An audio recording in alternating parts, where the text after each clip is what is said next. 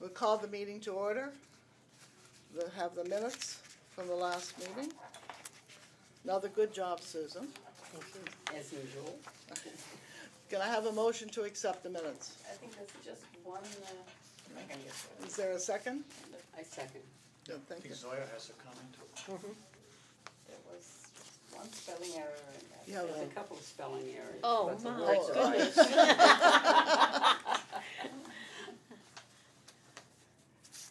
Do you have, can you find it, Zoya? I don't think I can find it out. We'll accept it with spelling error. Yeah. Yes. Are there any other corrections, additions? One thing on the transcriptions, on Friday afternoon about 1 o'clock, my system ate the transcription. All of a sudden everything went crazy. So I sent it out as is, but I have now made the corrections, so I will be sending out the new copy to all of you. I did it this morning, but I didn't have time to send it back out. Okay, good. Okay, thank you. Thank you, So Katie. they're all fixed. Okay. With the corrections that Zoya's gonna find. Well, I found one, Oh, right under, let's see, the sentence starts with, there were some questions about matching last month's gift fund. There, it says Sharon will heck. Oh, you know, and You I forgot to- changed that again. I changed it, Didn't get to see. but it didn't take it, oh, okay. we'll check. Yeah. We'll check, right. Okay. I missed that one, yeah. That was mine. Was that Okay. yours? Yeah, there was Okay. one other one, but that one, Yeah, Stuck right I out. saw that Yeah. one before and thought I will say this, I knew what it meant. I won't get into the discussion about what's going on with my computer either. Yes. Okay. Seeing no other corrections or anything, all those in favor? Aye. Opposed? Thank you. Okay. We don't have the financial reports.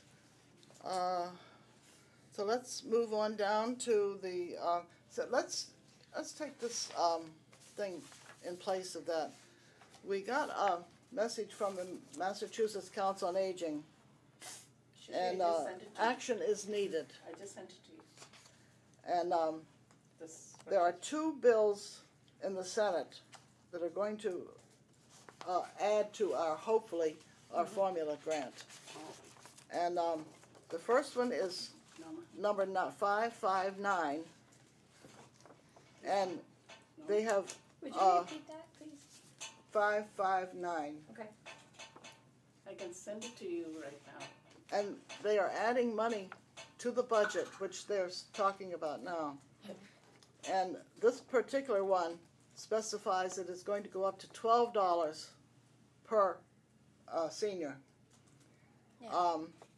And it would also, but there would be a 25% cut across the board for the grant program. So that kind of, it corrects one but doesn't correct the other one. There's another one here, number 452. They have not allocated any funding for the Elder Mental Health Projects, EMHOT. So without this amendment, those projects would close down on June 30th. Then hundreds of older adults currently receiving treatment for depression, hoarding, bipolar, and schizophrenia, among other disorders, would be left with no service. So this bill would allocate $500,000 to continue these projects through fiscal 19. So we want to call, write, or visit your state senator's office, encourage them to sign on to both amendments, number 559 and 452. We have all week and need as many senators as possible.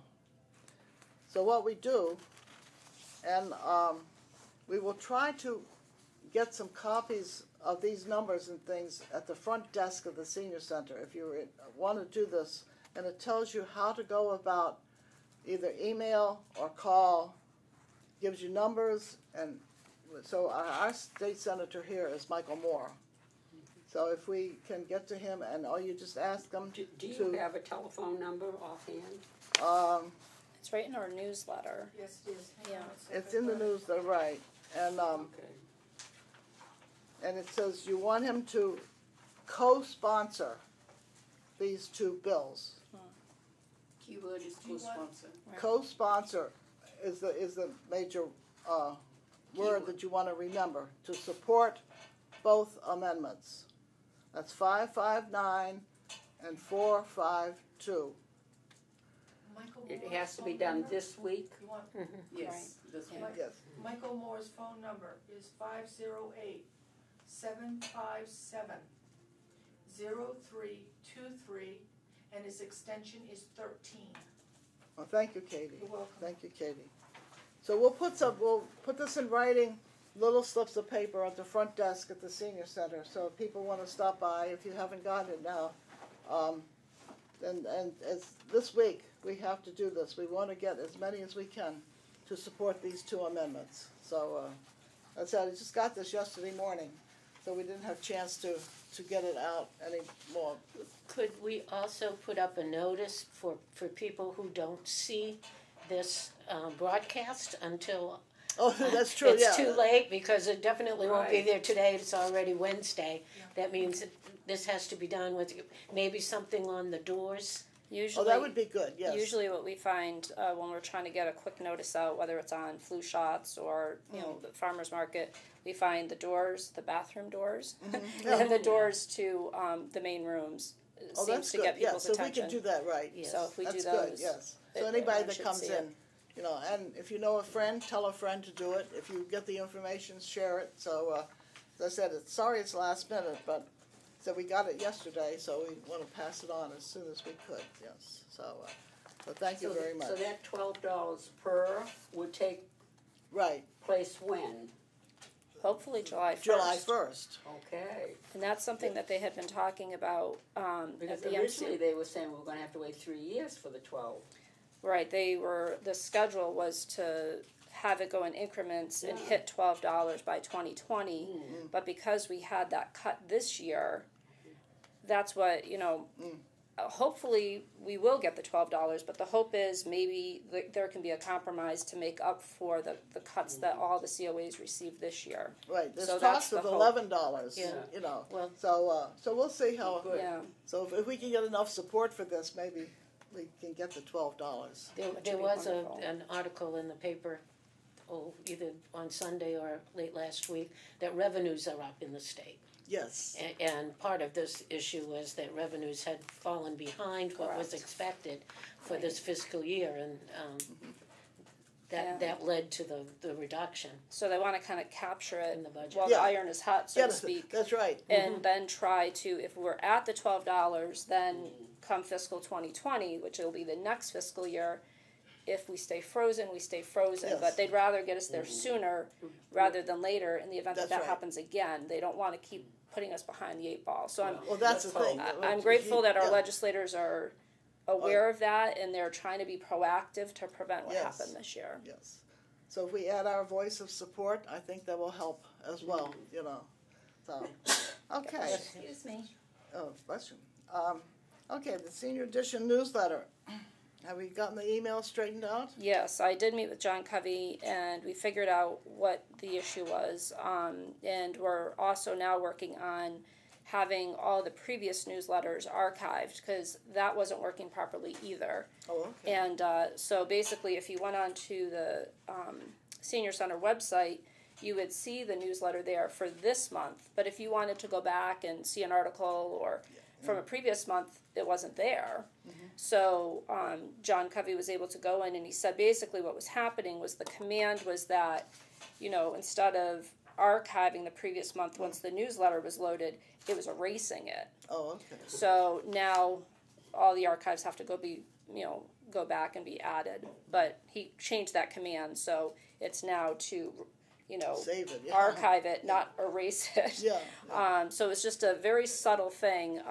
It took him a while to figure out what was going on, but he did fix it. So. Good. So it was a relief to figure out. So now he's also checking with other town departments because he said there were some others that were also experiencing minutes disappearing, agendas disappearing, that people wanted to go back to see, well, when was that item Yeah. discussed? And the same thing was happening. So now he's going back to see if that, subtle change is to blame for other departmental issues that were Oh, happening good. for other town departments too. So, Very good. so that was good. So let's hope this is a permanent fix. Yeah. Let's hope so. Yeah, good. We can take it off the agenda. Yes. Yes. The proofreaders. Do they? How do they? You're a proofreader, Yes. Norma. Yeah. Do you go? I mean, this month's edition had a lot of errors in it, and I wasn't there, that's why. yeah. I wasn't. I talked to somebody else that wasn't there either. I said, well, I can't blame you then. No, I don't, the Friends luncheon yesterday was listed at 1 o'clock. It was on the calendar. And somebody said, well, how would they know about that? And I said, well, if they read the article, do you cross-reference the articles for each organization and check We on the supposedly calendar? do each time, especially if we get the calendar in the beginning. Once in a while, we don't get the calendar until the end. Oh, okay. So yeah, I don't know how it worked last month because I wasn't there. Yeah. But supposedly we do cross-reference. Do you need more proofreaders? Well, no, Okay. we were doing quite well, Oh, I all right. thought. Okay. All right, no, it just Yeah, happened right. that there were two people missing Right, this well- particular month, And so maybe that was what, might have been two, yeah. two. Because it Two just, best ones are Too few missing. eyes, Well, too few eyes. And I think that's something Ken will want to keep an eye on, because I know there have been months where you folks have felt rushed because, Walter's meditation class is coming in afterwards. So we used to have, the proofreading time was 1 to 4. 1 to however long it took. Yeah. Right. And now so they'll be coming in as soon as we wrap up today, and they'll be trying to finish before the meditation class starts at 1. So I'm guessing folks might be feeling a little rushed, and they're proofreading and they're checking for the main things, but some of those little things We might, were, I don't before know. we were at least given 2 hours, right. so it's only an hour and a half today. I mean, I've got back to back. I go into that right after this. Yeah. Yeah. So Ken Oh. had said, it seemed like it was enough time, but it isn't, these are the things that you wouldn't know about until after the fact. So he may want to revisit that then if, Yeah, there was another article that had a lot of mistakes in it, different, whether they were types or typos or, I'm not sure, but, so I just, it was an issue that I wanted to bring up because I'm sure other people have mentioned the same thing, so. yeah. Can I also ask one question? Who basically has the substance of this? Who is the primary person that you go to put these articles in? Is it you? Is it Stacy? Who is it? No, who's the editor? Linda. Linda. Linda. Linda's the Now, editor. where does Linda get them from? A mixture of sources. Yeah, if it's electronic and you send it through you send it through email, you send it to Senior Edition at Shrewsbury. Oh, is it? MA.gov. Okay, I always send it to Sharon, but you're supposed to send I it usually to... copy Sharon, but I send it to Senior Edition. Just Once that got set up, we had a little Oh, interim there Yeah. after Terry Yeah. wasn't doing it, where it kind of had to go to Sharon because for a short time we had another person's name, but now with the new email addresses for the I town, didn't know that. that's where you send it. Was it Senior Edition? Senior Edition, All one word. all one word, at Shrewsbury MA. Oh, okay. .gov. Oh, okay. It's yeah. in the newsletter. Oh, I didn't. That I hadn't- address is like I right didn't see- inside the. Oh, I didn't the see it. newsletter. Okay. But anything I get, like from you, or what, I just forward it to that email, so that Okay, good. Okay, everything thank is you. going to that one And- email. and- Once in a while, I drop things off here and make sure that they get to the right Yeah, person. yeah. And You know. also, it's the deadline is usually, except sometimes there's the way the month flows, it could be different, but the deadline is usually the second Tuesday, the second Tuesday of the month. Yes, Because we Yeah. proofread on the third Wednesday. yeah, so it needs to Usually. be put together. And yeah. that gives Linda the time to Yes, compile it all yes, and put it in yeah, there. good. Okay, thank you. Any more questions about the newsletter? When do you Okay. proofread on the third what? The third Monday? Third Wednesday is Wednesday. proofreading. Okay. Because it gets mailed the last Friday of the month. So it goes to print. That way we have like a week turnaround time from the printer. So typically we're getting it back from the printer depending on how many jobs they're doing, anywhere from as early as Tuesday the week that it's being mailed to as late as Thursday the week it's being mailed. And then all the folks that help with the mailing have some preliminary work that they do before mailing day. So they're preparing the piles and the labels for all the volunteers that come in to Okay. help. And sometimes, depending on the amount of things that people want to get in the newsletter, there might not be enough space. Well, that's it, Because right. space is a problem. Yeah, So things might be abbreviated, very much so. well, that's what, I mean, Yeah. when you submit something, you understand that it can Yeah. be cut down, yeah, so, okay. All right, the next one, the survey. So, What's the latest on the survey? well, I have some, I guess you could say good news that I'll just share with everybody first. I know at our last meeting we had talked about, we had run into another hurdle as far as costs, as far as getting the mailing costs covered. So I had worked with Central Mass Agency on Aging on seeing if we could do the return. Obviously we know there's a greater return response when the postage is paid for and it's not on the respondent to cover the postage. So because the Friends have a bulk mailing permit and Central Mass Agency on Aging has a bulk mailing permit, we're hoping between one of us we should be able to do like those business reply envelopes. But neither of us had done that before, so we weren't sure how that worked. So we ended up having to go through 4 different people at the post office to find out how that works, and it's amazing how expensive it is. So it was really cost prohibitive. So it's $250 just to set up an account to be able to return those envelopes through. And I naively thought, what would be the cost of a stamp? So they come back, they go through that account you've set up, and you pay for what that postage would have been. No, it's $1.13 per envelope to be processed. So assuming we sent out 1,000 surveys, if we were to get half of them back, it would cost more than the survey will have been to print, to have mailed out. So the person I spoke to at the post office said, unless you're some type of mailing house or a for-profit company that sends these out on a large scale, it really doesn't make sense to do this. You're really better off just paying the postage on the return envelopes, and hopefully people getting them, will return them back.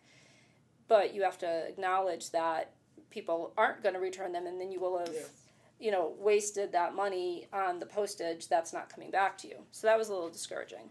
Then MCOA put out that they had some money left over that had to be used by June 30th for dementia-friendly related projects, and it could be used for postage, survey costs, conducting a survey, hiring a consultant, all different things that are related to any community that was doing a dementia-friendly plan, and you could apply for between $2,000 and $4,000. So I submitted a proposal, and you had to have a timeline of how this would work by June 30th. And I explained in the proposal that we were already working with CMAA, we already had, a good framework in place, but we were getting hung up on the timeline because we were getting hung up on how we were going to actually pay for this. And I said, we actually only need a little over $1,000. So they were looking to do 4 grants, up to $4,000 each, depending on how many applicants they got. So I said, we only need a little over $1,000 to be able to send them out and get them back and printed, and they actually approved it. So we now have the money to pay for the survey and the postage. The only thing that complicates matters is in addition to working with CMAA, now we have to have MCOA put their stamp on it all. But we do have that time frame in place of everything has to be completed by June 30th. And then a report of how it all went with hopefully some preliminary findings has to go back to MCOA by July 15th. So we also have the time element for collecting the responses and summarizing those. So I shared all of that with Ethan, and his supervisor, Bob Dwyer, and said, if we apply for this and we get it, we're committed to these time frames. So, and they said that they could do it. So if we have a, breakdown there, I'll be able to go to MCOA to say, we need some help here. So I'm hoping this will be the answer to get it to all gel Did we together. get a copy of the survey? Right now, we still have the last draft that we all worked on. Oh, you were gonna ask them so we could have it for today. We didn't get one, did we? It's not different from the last one you have, but I can send out the last one that we all looked at. Is that the one that's going out? I said, we want a copy of the one that's going out. As it stands now, that was the last time we discussed it. Everybody was comfortable with how all those questions read and felt it was ready to go out. I don't remember there being any discussion That on was about questions. 2 or 3 months ago. But I don't think I we've forgot. discussed anything that we haven't. wanted to change. But if you Now, want to when give we it another talked once last week, over. you said you were gonna ask them to send us another copy, but, So Okay. when do you figure they will be sent out? so this was the one, June 29th. Yeah, that's what I'm wondering. this is the one, because we had corrections we had made on it. There were quite a few corrections that we made. And that's what I think, Yeah, I that's why think we we did wanted all to, of that.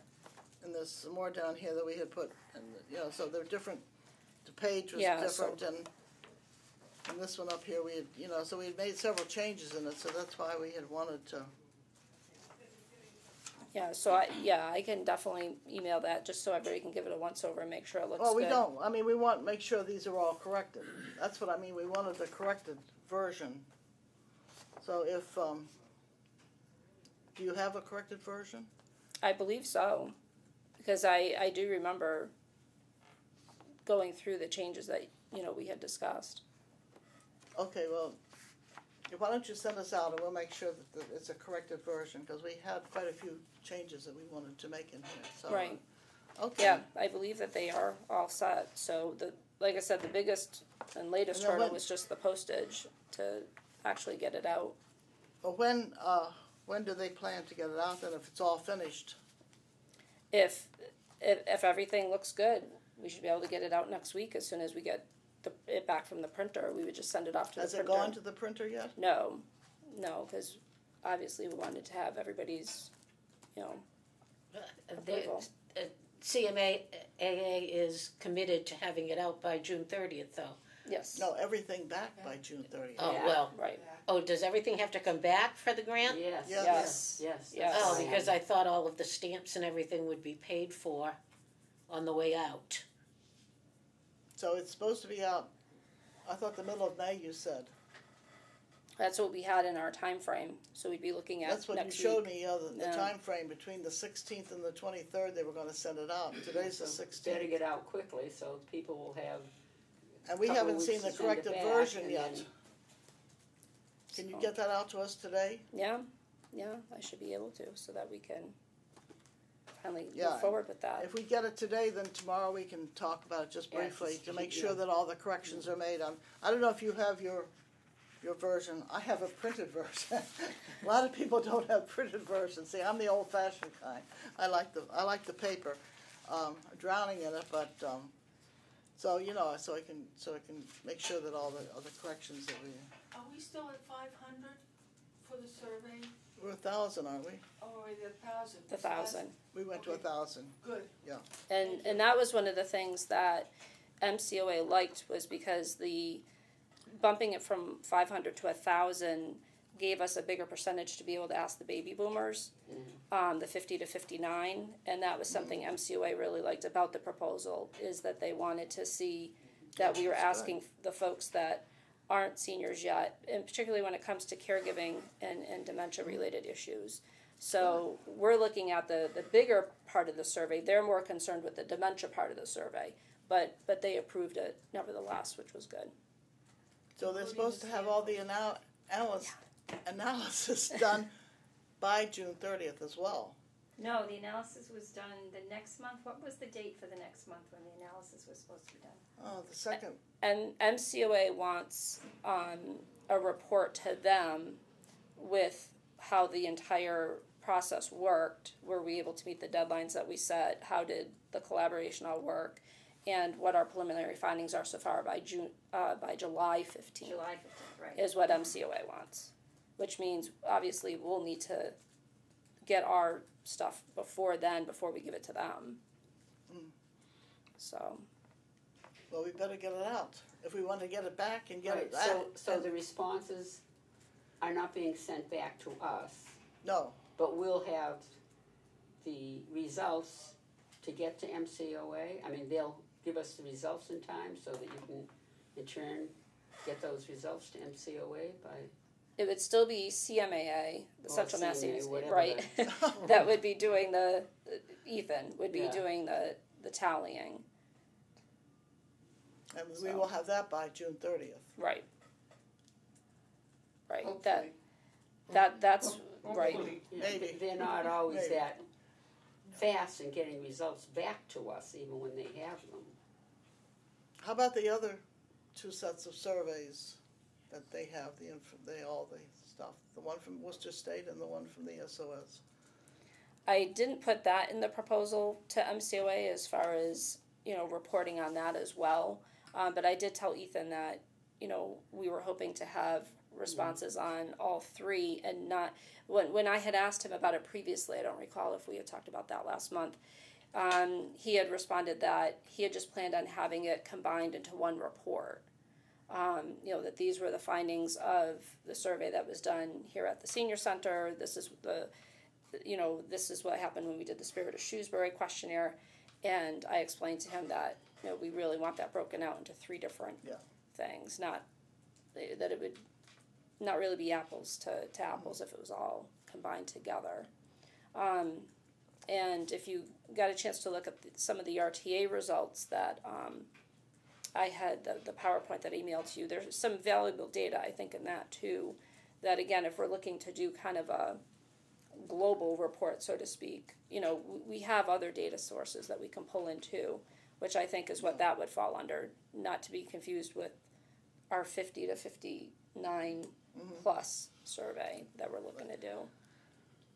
Okay, well, we'll keep our fingers crossed Yes. that this is going to work. At least we have the funding for it. Yes. We know where that's coming from. So if we get that sent out, then hopefully they'll send it out.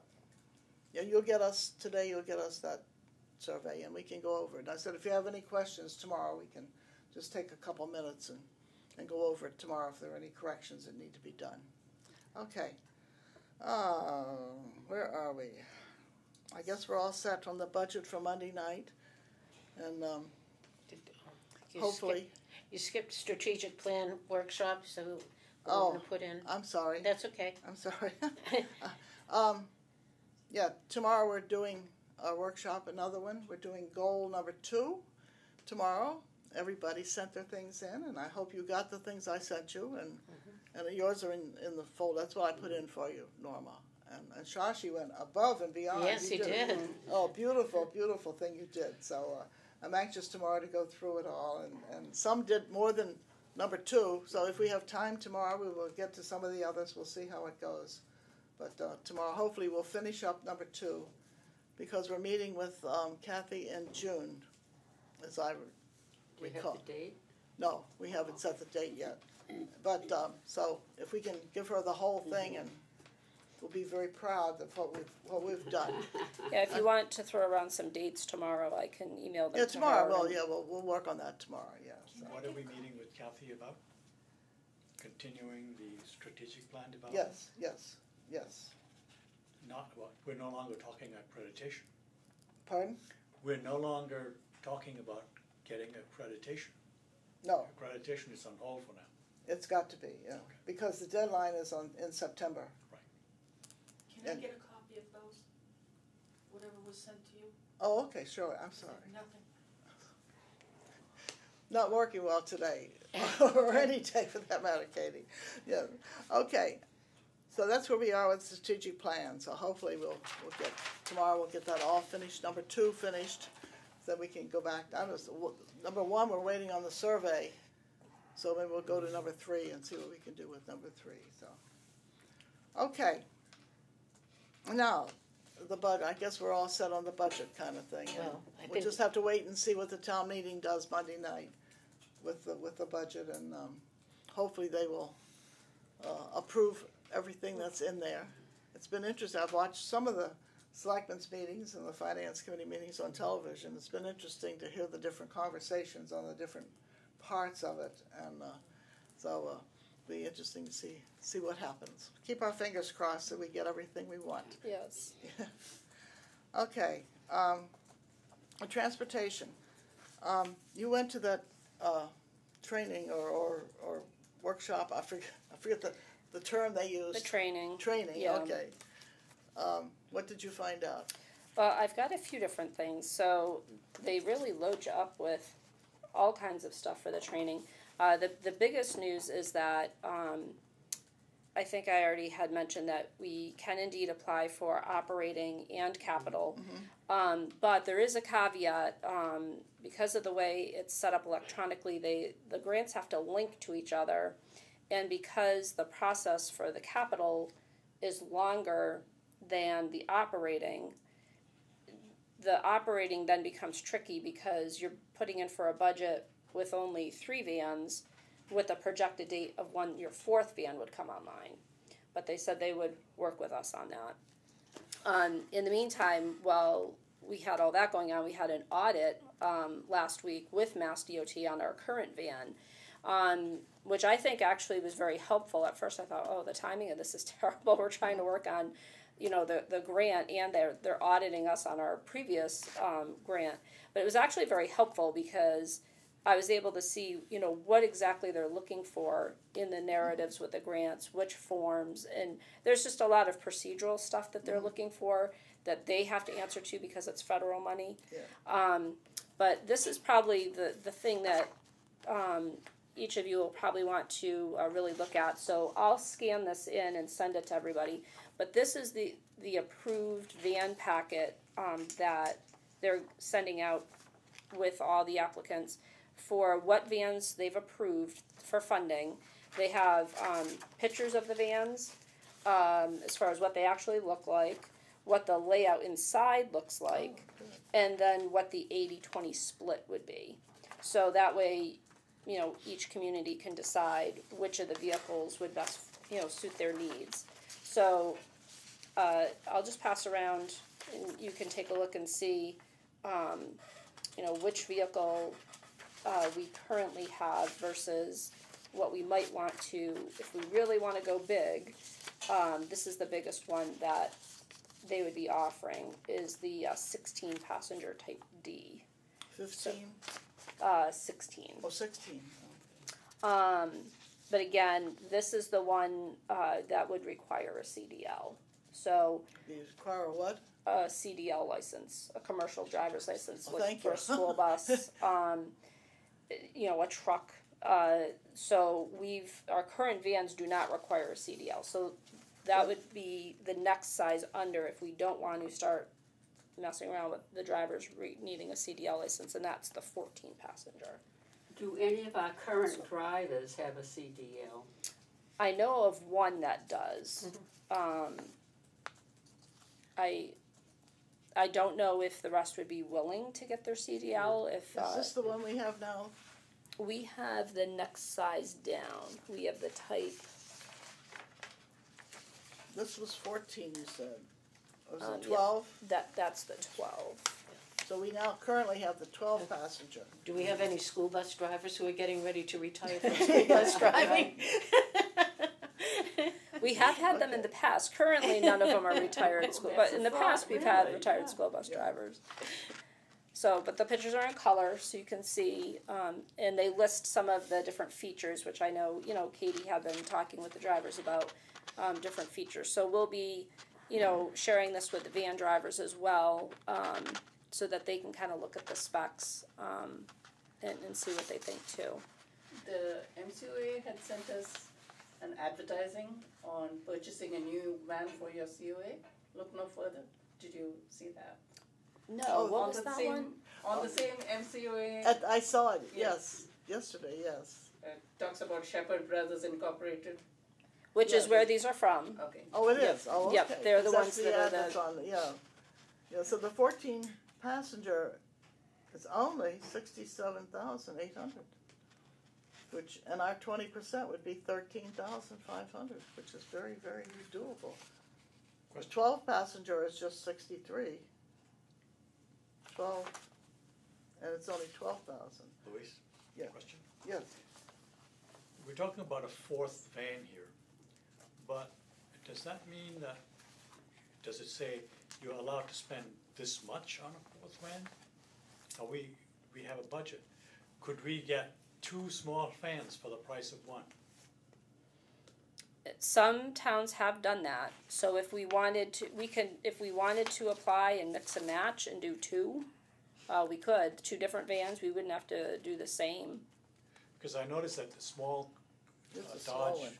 Caravan type thing was there with the ramp. Yep. Perhaps, considering our situation, we might want to have, so we can have more, but then I guess it's a shortage of drivers. Right. Do you need a commercial license to drive one of those? No. No, just that 16 passenger is the only one that requires the But they CDL. wouldn't fund us 2 vans in the same year. Not with operating costs. Right. No. The operating. And I would imagine that 2 vans would cost more to operate, Yes.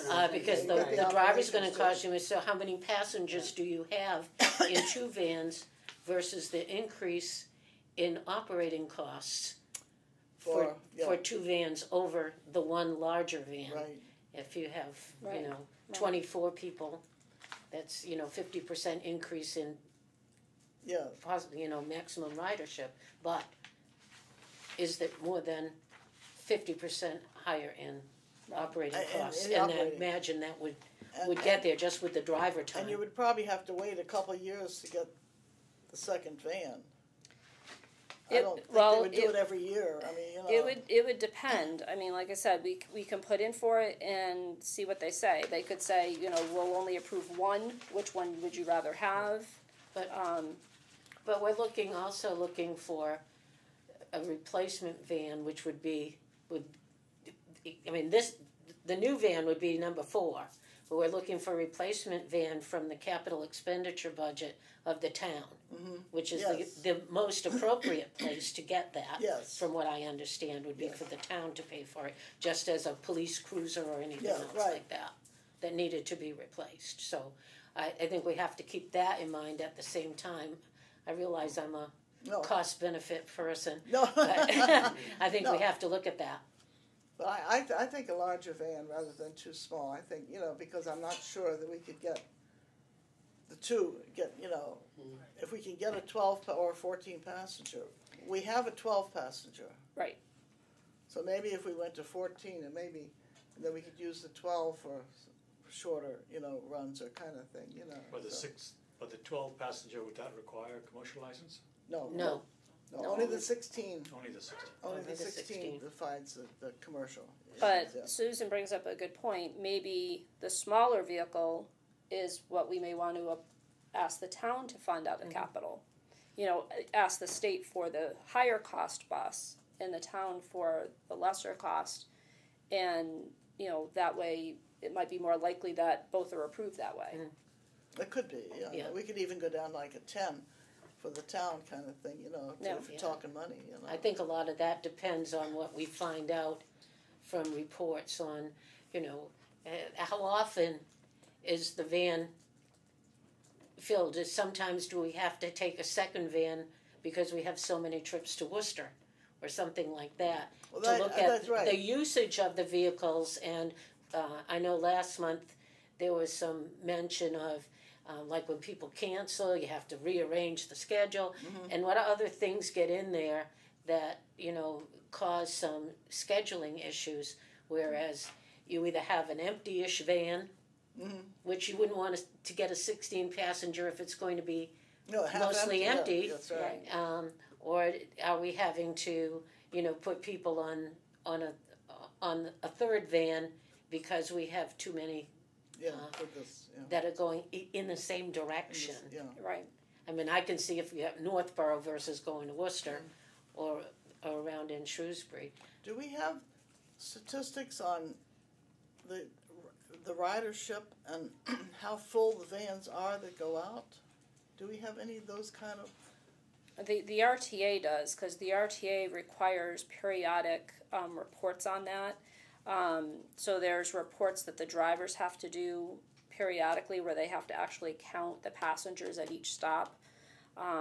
So the RTA has that type of data, and then they're able to use that and come up with averages as far as Do what we you're looking keep at. that kind of information here? No, because if we needed it, we would just get it from the RTA, where they're okay. keeping what they call the FTA, the Federal Transit Administration's data. The only time we have capacity issues is usually when we're doing, the grocery shopping runs or the periodic runs that we do for other shopping, like to Walmart, for things to people that things they can't get in a grocery store.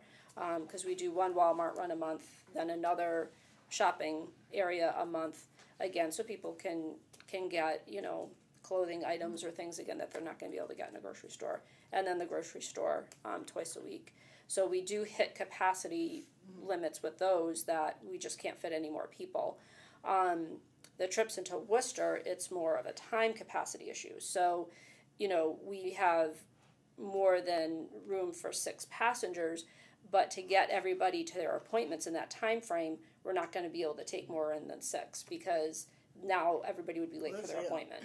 So going into Worcester, it's more time capacity issues there, that then we have to put them onto the other vehicle and try to see what we can do.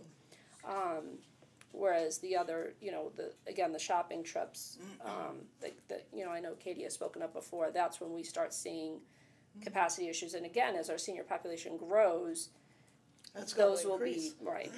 Those, yeah. I was just wondering, is it expensive to apply for a commercial driver's license? I don't know what it entails. It's got to be because if it be a was, training of some and we kind. didn't have It's enough training. commercial driver's licensed drivers, and it was expensive, and that might be holding some of the drivers I think there's some back. kind of training involved too. Yeah, I it's think, training. Is it training? yeah, I don't think There's it's an much increase in- expense as it is the training. It's more the training because I think Yeah. something Well, or other. Yeah. Well, you have to be able to pass what's called the DOT physical, which is an actual physical that you have to have to be qualified to drive a commercial vehicle for insurance purposes. All of our drivers do have DOT physicals. That was something that the former town manager had thought was just good practices, so that because we all have retired drivers, he just didn't want ageism to be an issue where somebody said, oh, well, this person ran into me, well, they're 75 years old. That the town manager could say, look, it doesn't matter how old our driver is, they've passed a DOT physical. It's a very rigorous physical that they're required to undergo every year.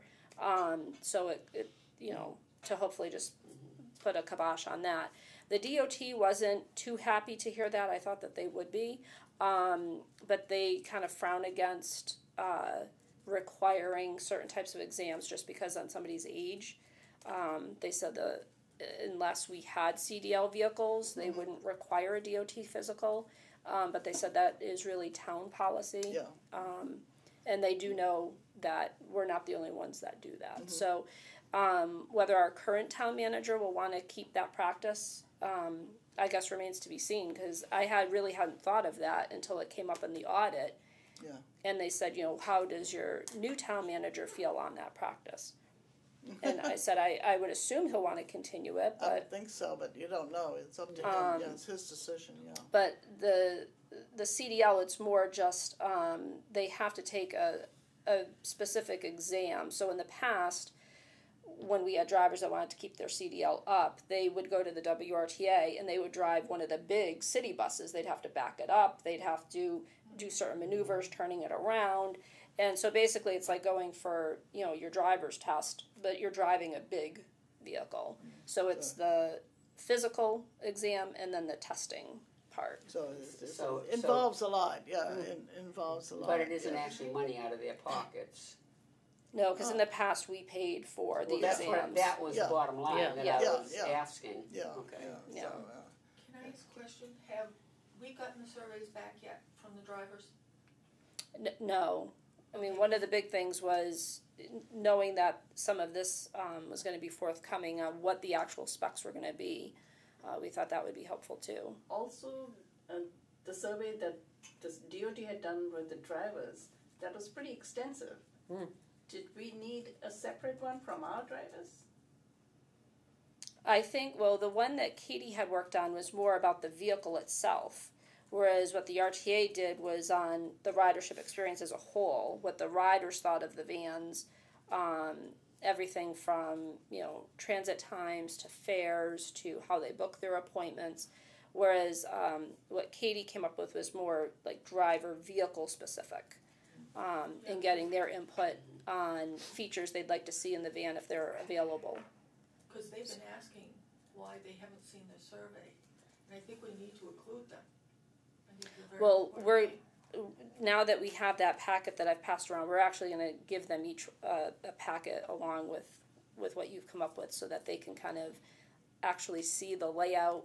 Because I know just from the past, a lot of times they'll see something and say, well, wait a minute, if you open the door here, this has the ramp over here, you're not going to have enough clearance for it. So they see things in that layout. So I find it helpful that they have the picture, but then they actually have the schematic layout of the vehicle, because in the past, they've always picked up things that we would never notice, but just the position of the mirrors, the door, they usually are very critical, but it's a good They need thing. to be.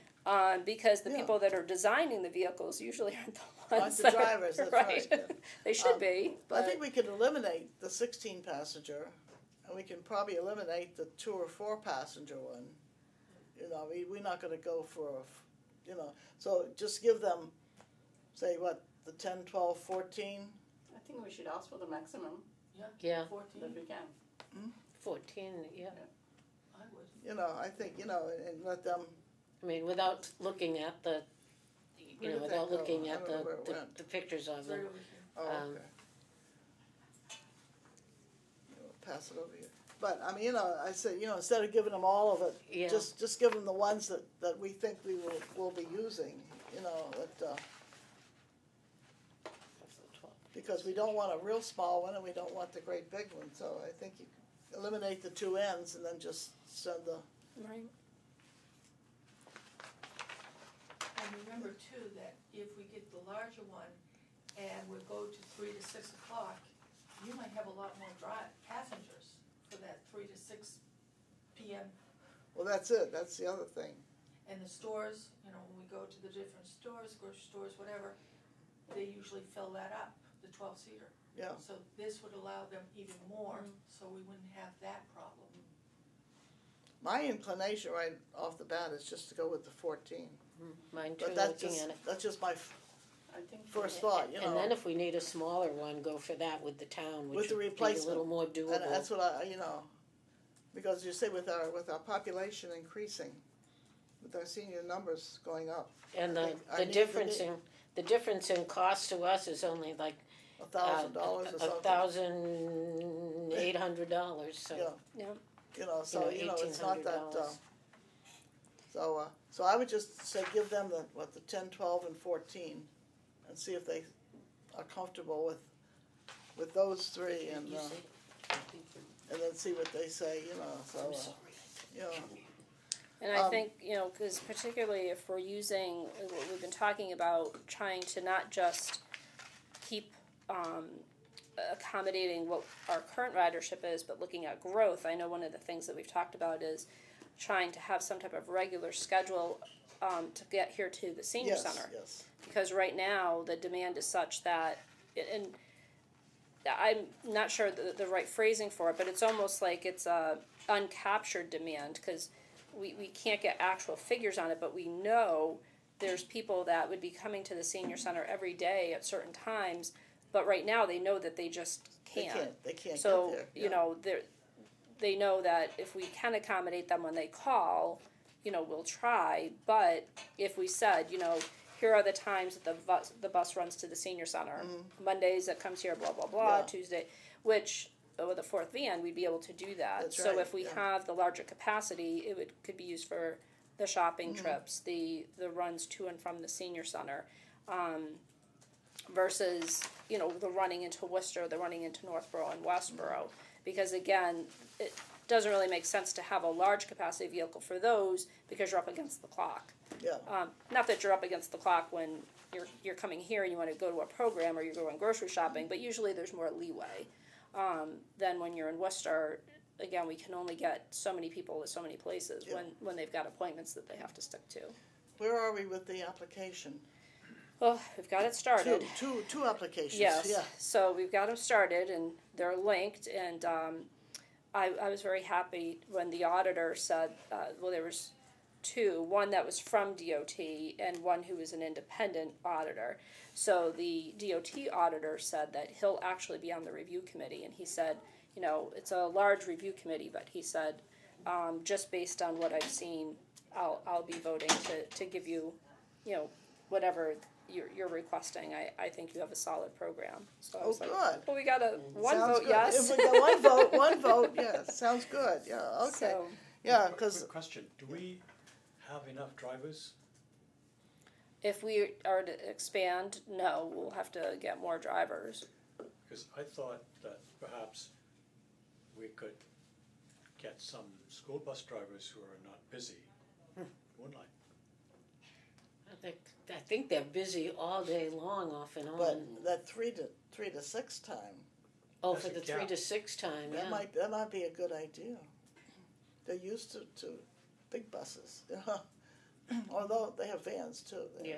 So Although the after-school activities and things like that, I know for sporting events, See, the thing is, not very sometimes if you many look at buses, the number though. of buses Yeah. that are out there, there may be some who are underutilized, some Yeah. drivers yeah, who may be looking to make a I little. said, maybe- especially that afternoon, you know. But yeah, so. So that's a good- yeah, good- even if we could have an arrangement with somebody that's per diem, you know, to be able to pull from a pool or Yeah. something. It's an idea, yeah, very good. Yeah, so the deadline for the Is June, 15th, I think? 15th. yeah, Yes. Yeah. so they basically give you a month. Do we So- need to start anything now? Yes. Yeah. She started she the said she- application No, already. to find a driver, do we need to start looking for it now? And who has the action? You do? No, until we knew when the fourth vehicle would be coming online, we wouldn't have the need to be scheduling the extra people. We could certainly start looking into possible avenues to get additional people and see what, if any, assurances the town would need as far as like insurance goes and things like that, because now with our current drivers, they're considered town employees. You know, they're all on file all over the town hall. They've put, if we were going to have some type of per diem or contractor type of arrangement, I would think Kristen would probably be the person that would Yeah, she review probably, yeah. how that would work. If we set it up with like the bus company, you know, would it just kind of piggyback onto the contract we have for the school buses? I don't know. So Yeah. that's probably something I would turn to her for We'd guidance. have to, we'd have to find out about that. But yeah, we could at least start asking some questions so that we're prepared. That in the hopes that does get approved, we already have kind of a game plan. Good. Yeah. So the driver survey, you said you were going to put these pictures with, so it can go out then Yep. tomorrow. And that Good. way we can start getting their. Get that information input. back. Good. Okay. And we don't want to be the last ones to turn our application No. in. Get it in there as soon as we can, so they get our name right up front, so they'll know we were anxious to get this. Yeah, good. We did get Walter's outreach numbers, and they're the same as always. He's done a good job, and they keep increasing, as we know. And I want to talk too about Walter and your this dementia friendly.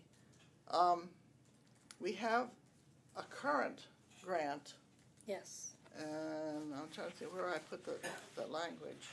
from the Central Mass Agency on Aging, our Yeah, friends over there. someplace here, but I'm not sure. I had the language for it because we hadn't seen the grant.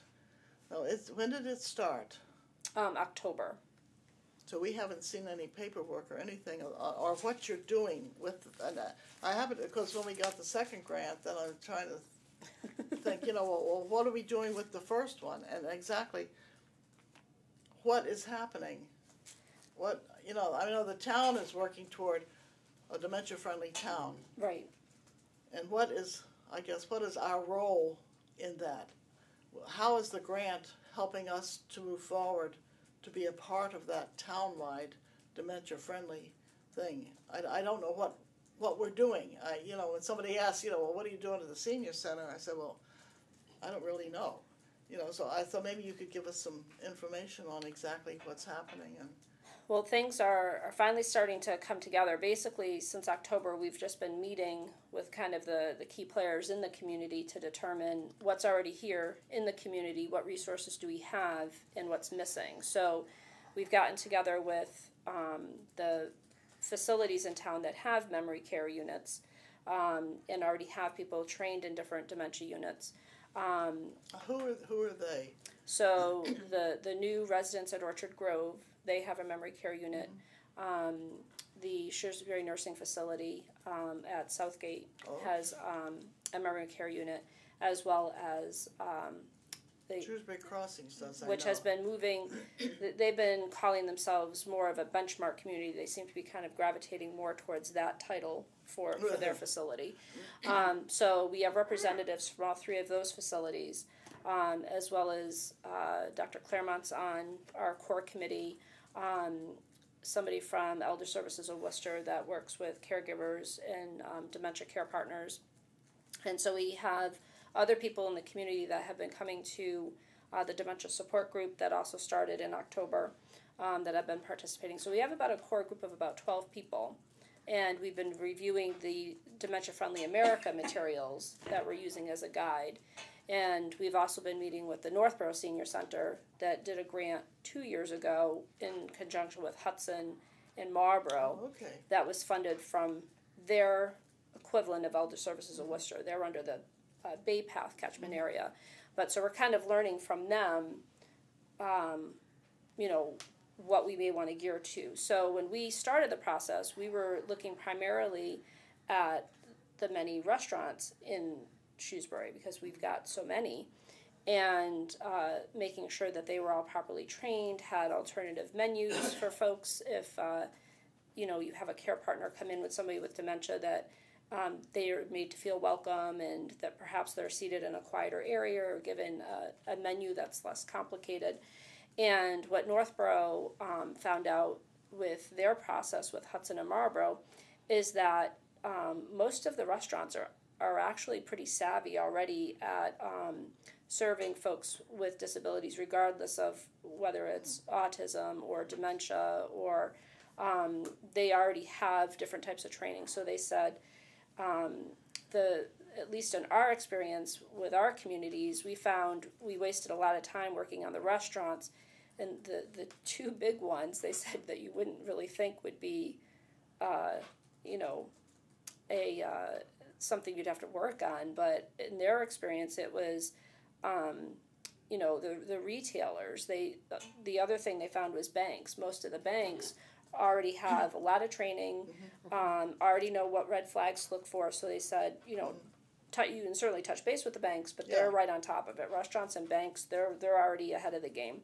But a lot of the other retailers, there's some lack of training there. So, you don't want a situation where you have somebody with dementia that they're calling the police because they're shoplifting because they forgot to pay. Yeah. How to handle a situation, tactfully if somebody has forgotten to pay or paid the wrong amount without causing them, distress. Or so a lot of training on the retail side. And then this was kind of the real shocker that we heard from them. The medical facilities, of which Shrewsbury has many in town, that a lot of times because they're insurance driven or there's a lot of, crisscross between referrals and who's coming in and coming out, they might have people from one community coming in, so they might have residents coming in from Northborough into a facility here in Shrewsbury, and the staff really doesn't know who to give the care partners information about, and they don't know who could they be calling about transportation, adult day health programs, that there's just so much information that goes into the medical facilities that basically it gets kind of hung up there. So they found in their experience, those were where they did their two focuses, was in the medical community and the retail community. Well, that's interesting, yeah. Yeah, so that's now what we'll be gearing up to do. So what the Dementia Friendly America materials have is a process for kind of like a step-by-step recipe of how to start approaching your retailers and your medical facilities. They have 7 different sectors that they've outlined depending on the needs of your community. One is like faith-based organizations, the banks, the restaurants. Again, thankfully it appears we're in good shape in that area. But so basically starting off with letters to those folks and introducing that we've created this committee. We'd like to do some outreach and education and then be able to promote various events that they can come to here at the Senior Center for training, or that we can arrange the trainers from places like Benchmark, Southgate, to go to their place of business and train their employees. That was my question. One of my questions was, what are we as a COA or as a senior center doing? What I know that Walter has the program here. Are we doing anything else as far as outreach? I mean, these letters and things, are they coming from the group, or are they coming from us? How is this information getting out to the people? The draft that we're working on for the letter would be coming from the group. From the group, but okay. It would be under the Dementia Friendly community letterhead as well as the COA. So it would be kind of a Could combined. we see some copies of those things? Yeah. Yeah. And also, in conjunction with the grant, because the grant seems to be about the community and making the community aware, what, if anything, are we doing for folks with dementia and their caregivers here at the senior center? I know there's the Memory Cafe is up at the library, and that's fine, but that's once a month. Twice a month. Twice a month. Twice a month. Yes. Twice a month. Anything that we could have here that's similar to, but not exclusively the same. Are we developing any of those things along with knowledgeable people? It is something on the radar, because what Northborough, Westborough, and Hudson did, which is kind of like, I think, the gold standard, what they did is create a program for caregivers that's, provides respite for the care partner and a program for the person with dementia, assuming that they can be at the senior center safely.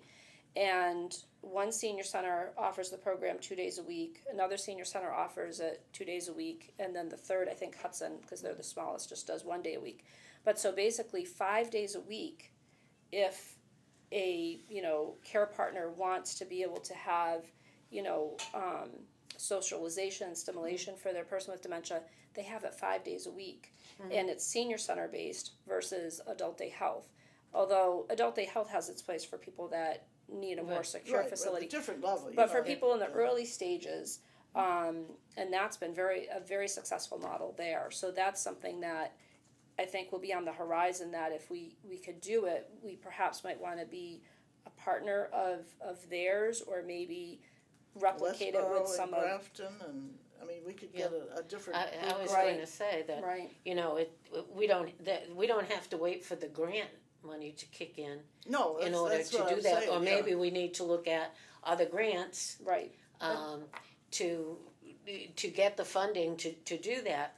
But it would seem to me that rather than waiting till all the rest of this is in here, if this is an important enough issue and that wants to be a focus of the senior center, that we should do something like that and get it going, even on a small scale, until we can get other partners around Grafton and Westboro seem to make a lot of sense, or Boylston, which has a very teeny they might opportunity. They may be really in need of someplace to get that kind of thing going here, rather than other very active councils on aging. Right. To get the something this going. going. Yeah. But Sharon, if I remember, all these senior centers charge a certain amount Yes, for the person to leave the dementia. correct. Which person with helps, dementia. which helps pay the Right. facilitator that's supervising them and Right. conducting the So that is activities. something that we need to specify too, that there is a payment involved. Oh, okay. I didn't know. Yes. Well, I agree with you in principle. Mhm. To get there from here, we need to look at how the facility is going to be used, what security measures we need to be in place, Absolutely. what training needs to be given to the people who are going to Absolutely. be here. Yes. We've got to educate the people who come here regularly Right. on how to interact with people. There's many There steps. are many things, but my point is, I guess I agree with you in principle. where I'm coming from is, over my time at the on the Council on Aging, and especially my first year when we were less active, but we did get some things. Stuff would come in all the time about this is a problem, loneliness is a problem, elder abuse is a problem, this is a problem, balance is a problem, and we never did anything about it. Yeah. It just stayed there. Oh, it's a problem, too bad, and not any programs. Dr. Claremont came along, and when he retired, he focuses endless energy on doing a lot of these things now. But we talk about it, oh yeah, and then nothing ever Nothing gets comes done. of it. I know there are issues, but perhaps, this issue is more important than one Pilates class.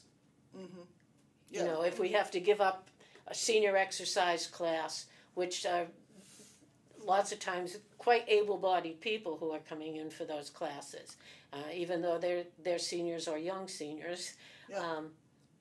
That's what I'm saying, is to look at, if it is important, how do we address it, instead of just saying there are all these obstacles and just letting it fall. And you're right. These are not obstacles. These are Right. things that we have to do for the safety of the people who are Yeah, coming and here. that goes into the But planning. My experience has been that none of these projects will work unless one individual is going to step up and say, I take responsibility. I'm going to be the driving force That's right. behind this. Otherwise, it's not And going that's to what happen. we need. That's Yeah. right. You need that person. And you need that person to be on hand. That's right. And That's to, right. And to do Unless all somebody the is willing to step up and say, okay, I take responsibility for it. All the steps, I will talk and I Go will through it. facilitate this. And I think that there are people in the community, I can think of one right offhand, who have geriatric experience Yes. working with people with dementia in healthcare settings that are now retired, who may be tappable for that, and on a volunteer basis. And that kind of thing is what we should be reaching out to, instead of just finding people who can do that and who are willing to step up and take on a project. Well, shall we take an action item, somebody to go identify this person and bring him to Well, the we have a meeting, or- volunteer coordinator, do we not? There we go. Yeah. Somebody, Well, what they did in, next door in Northborough, Marlborough, Hudson, is their grant funding to do their dementia-friendly initiative all came, again, under Bay Path. And again, I'm not sure the actual name of their program, but I'll just call it like a respite-based program, is all overseen by someone at their home care. So it's somebody from Bay Path that is, that organized everything and is the touch person for each of the COAs. So by including somebody from Elder Services, again, where did Bay Path get their money? Because their state home care. So can Elder Services get money to again replicate that here? And then could they provide the training to the people? You know, so again, it's all stuff that, you know, we'll be trying to see how we can, we already have a model that's working. Granted, but to take that first step, we have to identify a person. We need a point to contact. That's the bottom line. Yeah. That's right, because you need, I think it would be nice if a program could be scheduled just before or after a meal Yes. at the meal site. So the program could either have the program first and then the meal, or have the meal and then the program. Of course, space is always a problem here too. Right. Oh, that's the other thing, But we can find, as Susan said, you know, if we have to move somebody around, that's fine. Right. But it's I an think important it would be program nicer that we need to before or institute. We after a need to get meal. started. What you were just piggybacking on what you were saying about the small town, you know, Boylston would maybe, and even Grafton is not that large a place, you know. So maybe if we could partner with those two towns, they would be happy to you know, help out. Yeah, because I think like Westboro has a pretty active and well-funded senior center. Yeah, Westboro does. Westboro is very, very Well, active. and they're under Bay Path. Oh, are they under Westboro Path is as too? well? Oh, okay. Yeah. So Northborough, we're the last town under Elder Services. Then after you pass us, Okay, it's so Bay Path. so Grafton and Boylston would be under Elder Services. Right. Oh, okay. Right. Okay. So I'm just thinking of, you know, that Yeah. if we could partner with some smaller, they may be very anxious to, Yes. you know, to Yeah. have a place that they could come and that kind of thing. So we'll definitely do something. You know, as I said, I was looking at the grant thing, and I said, you know, I have no idea. But the grant now is just, what is the grant money being used for? I guess maybe that's it. So $2,000 a year we got. Basically, it's just to help print out, you know, resource materials for whoever we give them to, whether it's care partners or the retail establishments. Again, we have Northborough's as a template because they're very well, nicely done, so they weren't cheap. And they have a nice balance of, you know, timely information without becoming dated. So again, we have a good template to work from there. But that was actually the most costly part, was the printing of all their literature to give out. So in the second year that's coming up of this, that starts in October, what would that 2,000? Is there any way we could tap into that 2,000 for some of these things that we're talking about to do? Possibly, Would depending that on how fit it evolves. within that grant? I guess Right. that's my thing. Is that, would that be permissible? I know grants can be very tight in their regulations or stipulations of what they want or expect, but that could be inclusive in there. Yeah. So that's something. So there is some funding available, and we also have funding. We have the gift fund, which to me would be the ideal. I think people who give gifts would be more than happy to have it used for something like this. I mean, there's know. even, in what the grant can be used for, there's even transportation. So if we did get a program started like that, and we wanted to provide, you know, a subsidy for people coming here, you know, because of the volume that they would be coming here for the program, you could subsidize those trips or whatever through that grant, or subsidize the lunches. There's a whole list of things that That's what I'm thinking. you can know, do with that. to really use the money, you know, Right. and That's what I figured. actively use it to bring things. So maybe in September we can start up something, and we'll work through the summer and see what we can find to find somebody to head it up, and possibly somebody in Boylston or Grafton would be even interested in doing something like this as well. Right. But and maybe Stacy can go through her volunteer list. I don't know what all information she has about people, their interests or their past, you know, what they did in their other life. As I talk about my other life, what I used to do, you know, that if we could get some names and approach people and ask them. So yeah, we will definitely put that on the front burner.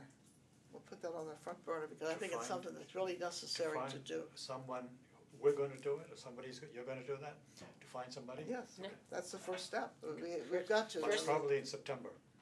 You think it's going to be in September? Well, after the summer, after everybody comes After back the to the summer. Cape and after. Can we not start looking for someone now? No, we can start looking That's now, what I no. think Louise meant, and I No. don't think she meant she was going to Okay. look for it. I thought maybe the volunteer coordinator was Well, that's what I going to be think, we'll starting. start with Stacy. But if you have suggestions, I know it, you know. I No, would- we'll start looking for the personnel so we can start the program in September, that's what I meant, you know, if we get it up and running, if we can do that. And then the monies, we could use some of the monies from the grant possibly, but also, as I said, we have the gift fund that we could tap into, because, you know, we have a lot of money in there. So does the 2,000 come again in September? Is that why you said that? October, I think was the Okay, beginning, I good. think Yeah. the grant goes from Okay. October to October, so. All right. So it would be, you know, so, I like your idea, Norma, of the meal. I think that's an extra little fun thing that, you know, and it's not anything that they don't do, I mean, it's something they don't do at the library, you know, we're trying to, Right. don't want it the same program Offer as the something library different, yeah. has. And this would give it just another dimension. And Either. that's another relief for the care partner, That's right, to You not know. have to make a meal, you know. kind and, of and thing, allows so, the care partner to go out to lunch with a friend yeah. and to recharge, you know. So yeah, I think that's a really good So idea. I think, you know, so I think it's something, a good program that we'll definitely get started on. But I said, I just started, you know, looking at this grant, and I said, wait a minute, I have no idea what's going on, so I wanted to have it And just, it wouldn't hurt to ask the care partners that are coming here to the meeting now, how Yes. they would feel about that. oh, I know it, I mean, you need that input and what they would look for and Yeah. what they think, you know, would be.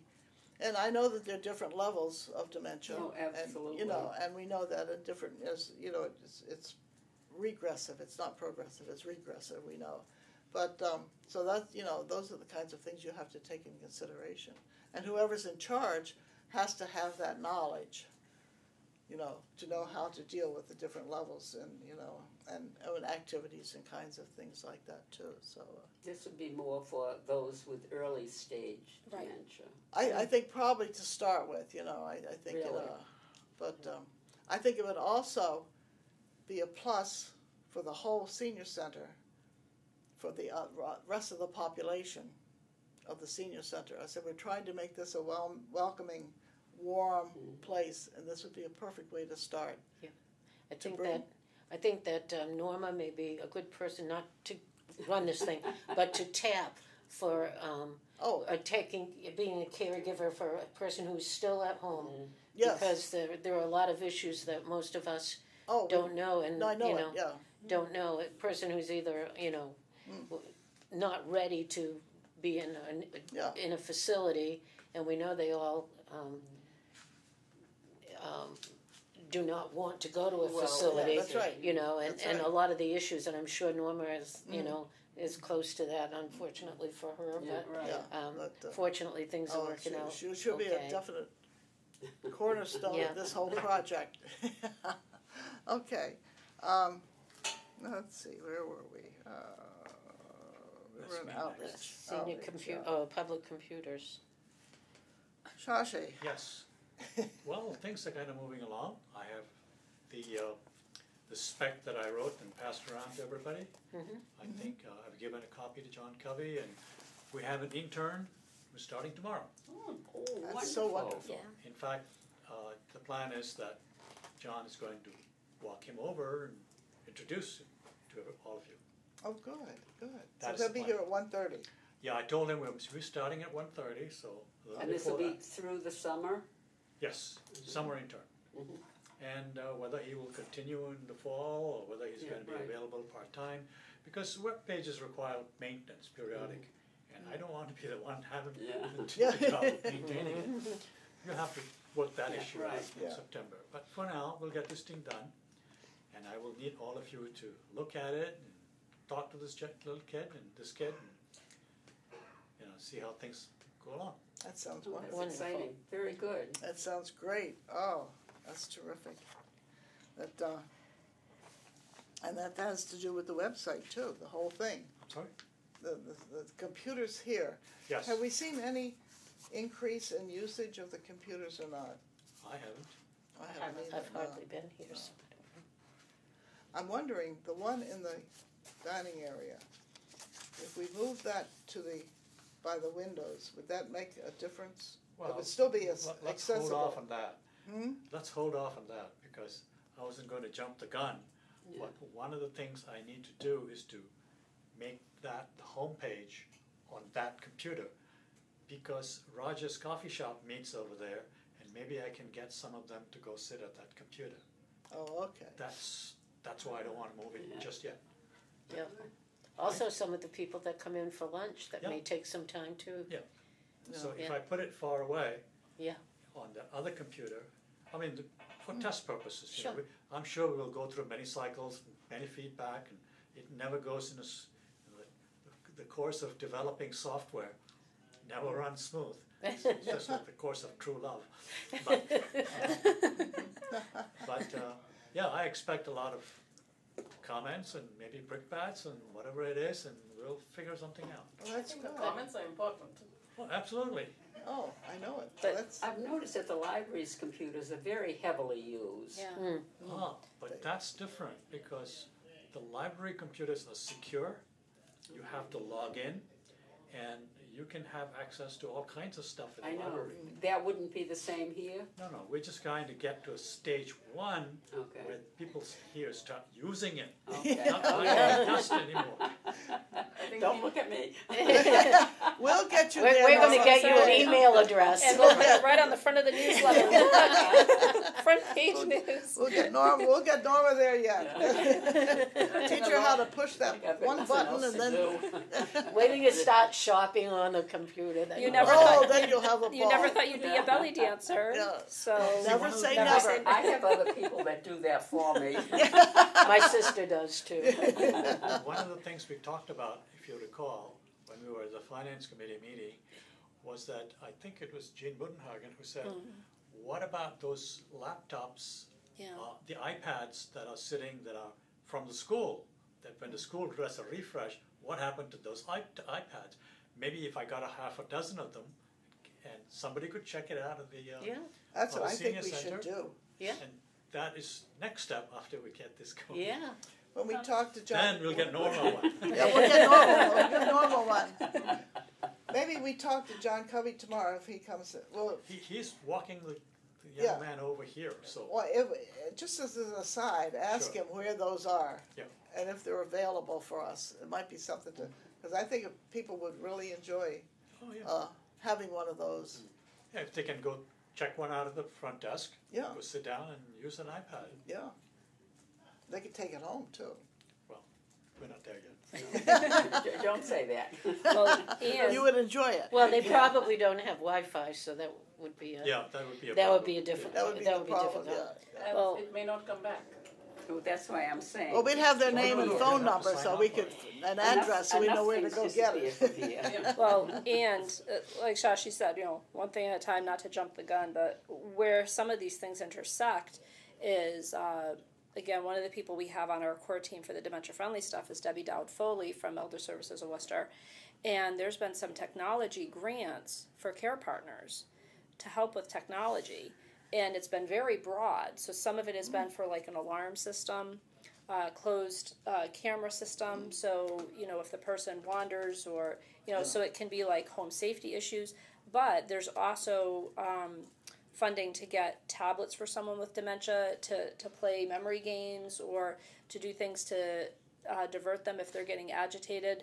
And there's all kinds of ways to adjust the lighting. So for people who have sundowning, that it can help calm the person down. And then there's all kinds of things loaded on there for the care partners. There's, I guess, some great music apps that they have found to be very good in calming for people that tend to get agitated. But there's all kinds of, there's a plethora of stuff out there available. What is the funding? What is the source of that funding?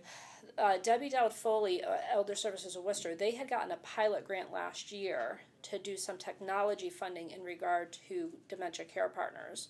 So that was one of the things that she reported at our meeting last month, is that they're waiting to see in the new fiscal year what's going to be available, how big will it reach out to be. Initially it was just limited to Worcester care partners so that they could kind of really keep in touch with what was going on and how people were using the equipment. but she knows the demand is just going to grow. So this may intersect as well, particularly if we're going to be doing something here. When you talk about signing out iPads and stuff, that may not be that far off. Particularly I'm if just thinking that'd be a great program yeah. to have here as part of the other thing that, that'd be a part of it. So as I said, we're just building this thing up. But I mean, Yeah, that for would be those of great. you who do have the iPads and have done some of there's all kinds of stuff on there, from finger painting apps to coloring apps that have been shown to really help keep people with dementia plateaued. So like you said, there's that regression, but they do have many tools and apps and engaging activities to try to keep people from regressing at the lowest rate possible. Yeah. So, Well, that's great. yeah, it's very interesting. So Good we'll stuff. just ask John, if he knows Sure. where they and how many that, if we could, maybe tap into them in the fall kind of thing. As I say, as we're building this other program, we're looking for any kind of resource we can get. And if these are already available in the town, we might as well request maybe some of them, so it never hurts to ask. That's the Right. bottom line. Okay, where were we? Oh, we did all that. Sound system. Before we go into sound yes. system, this coffee machine, and I'd Yes. like to know what is preventing us from moving the coffee machines to the lobby? I don't know. You want want to to tell me? I was going to say. No, somebody actually came in there looking around all over the place trying to find the coffee machine. I know it. 'Cause I was sitting there waiting to go out on meals last Thursday. Bob Cox has told us that we can't have it out there because of the carpet. He's afraid something's going to be spilled So on the we will carpet. go out and we will buy one of those office plastic things That's what from. I was thinking. from- Even I know. putting It it costs on the about $50 shelf from on the Stark counter Staple. there. I That's think the at one best end of place the for it. counter there would be a perfect place for it. Either they ought to put a few signs around to let Yeah, people know. let people, if you where the spill, coffee machine please, is. please report it. I mean, how many days a week do we have someone getting a cup of coffee spilling in the dining Yeah. hall? No. I mean, is it a regular basis? I mean, that's well, it just goes to the welcoming, friendly. And this is what we tried to explain to Bob Cox, and we have gotten nowhere. Because And we really have the same issue. I know it's water versus coffee or tea, but I mean, we've had people spill cups of water. They fill it Yeah. at the bubbler, and then they're walking back to play Yeah. cards or whatever, and they, might spill some of the water. And Granted, I would think it's a just spill water, on the but- carpet would be less dangerous unattended. I'm talking about danger now, than a spill On a on hard the floor. linoleum or whatever those oil floors is are made of. slippery. Yeah. Zoya. One thing we've got to remember, they need 2 large cans of water bottles. So if you put it on that shelf, will there be enough capacity to put 2 large containers of water under the shelf? There should be. Clean out. I mean, those cabinets in there. They're Well, I deep, just they're figured deep since enough. since that counter has got to be cleaned off. It's got. I mean, that would To be be- an ideal place to put it. That's what I thought. But we just need to make sure that we are able to put those big containers of water under the Underneath. counter. Yeah, those. I don't know what those cabinets look like. I haven't looked at them for a long time. There's mostly just games. There's on the just I know, but I shelves. mean, but how A big couple they of are? shelves. If they're They're pretty deep. They're about the same depth yeah. So as the counter there. So I Because- think all we need to do is make a hole in that in the counter where the water connection would come out from. Yeah. We Or might we have can to do always- it ourselves, though.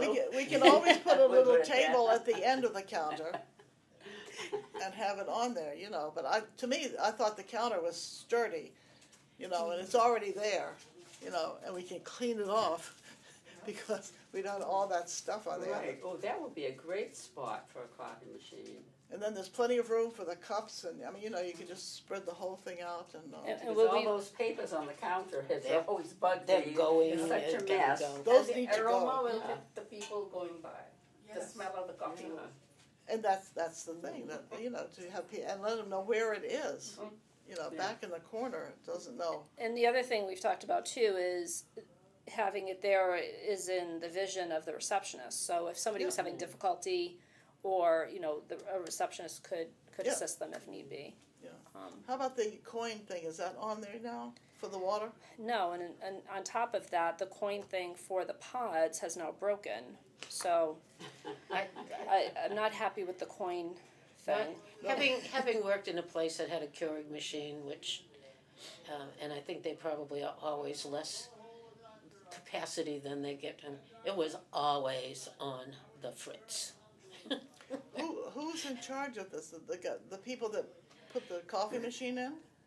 Yeah, But I mean, this has been a month now. They haven't come and put the coin.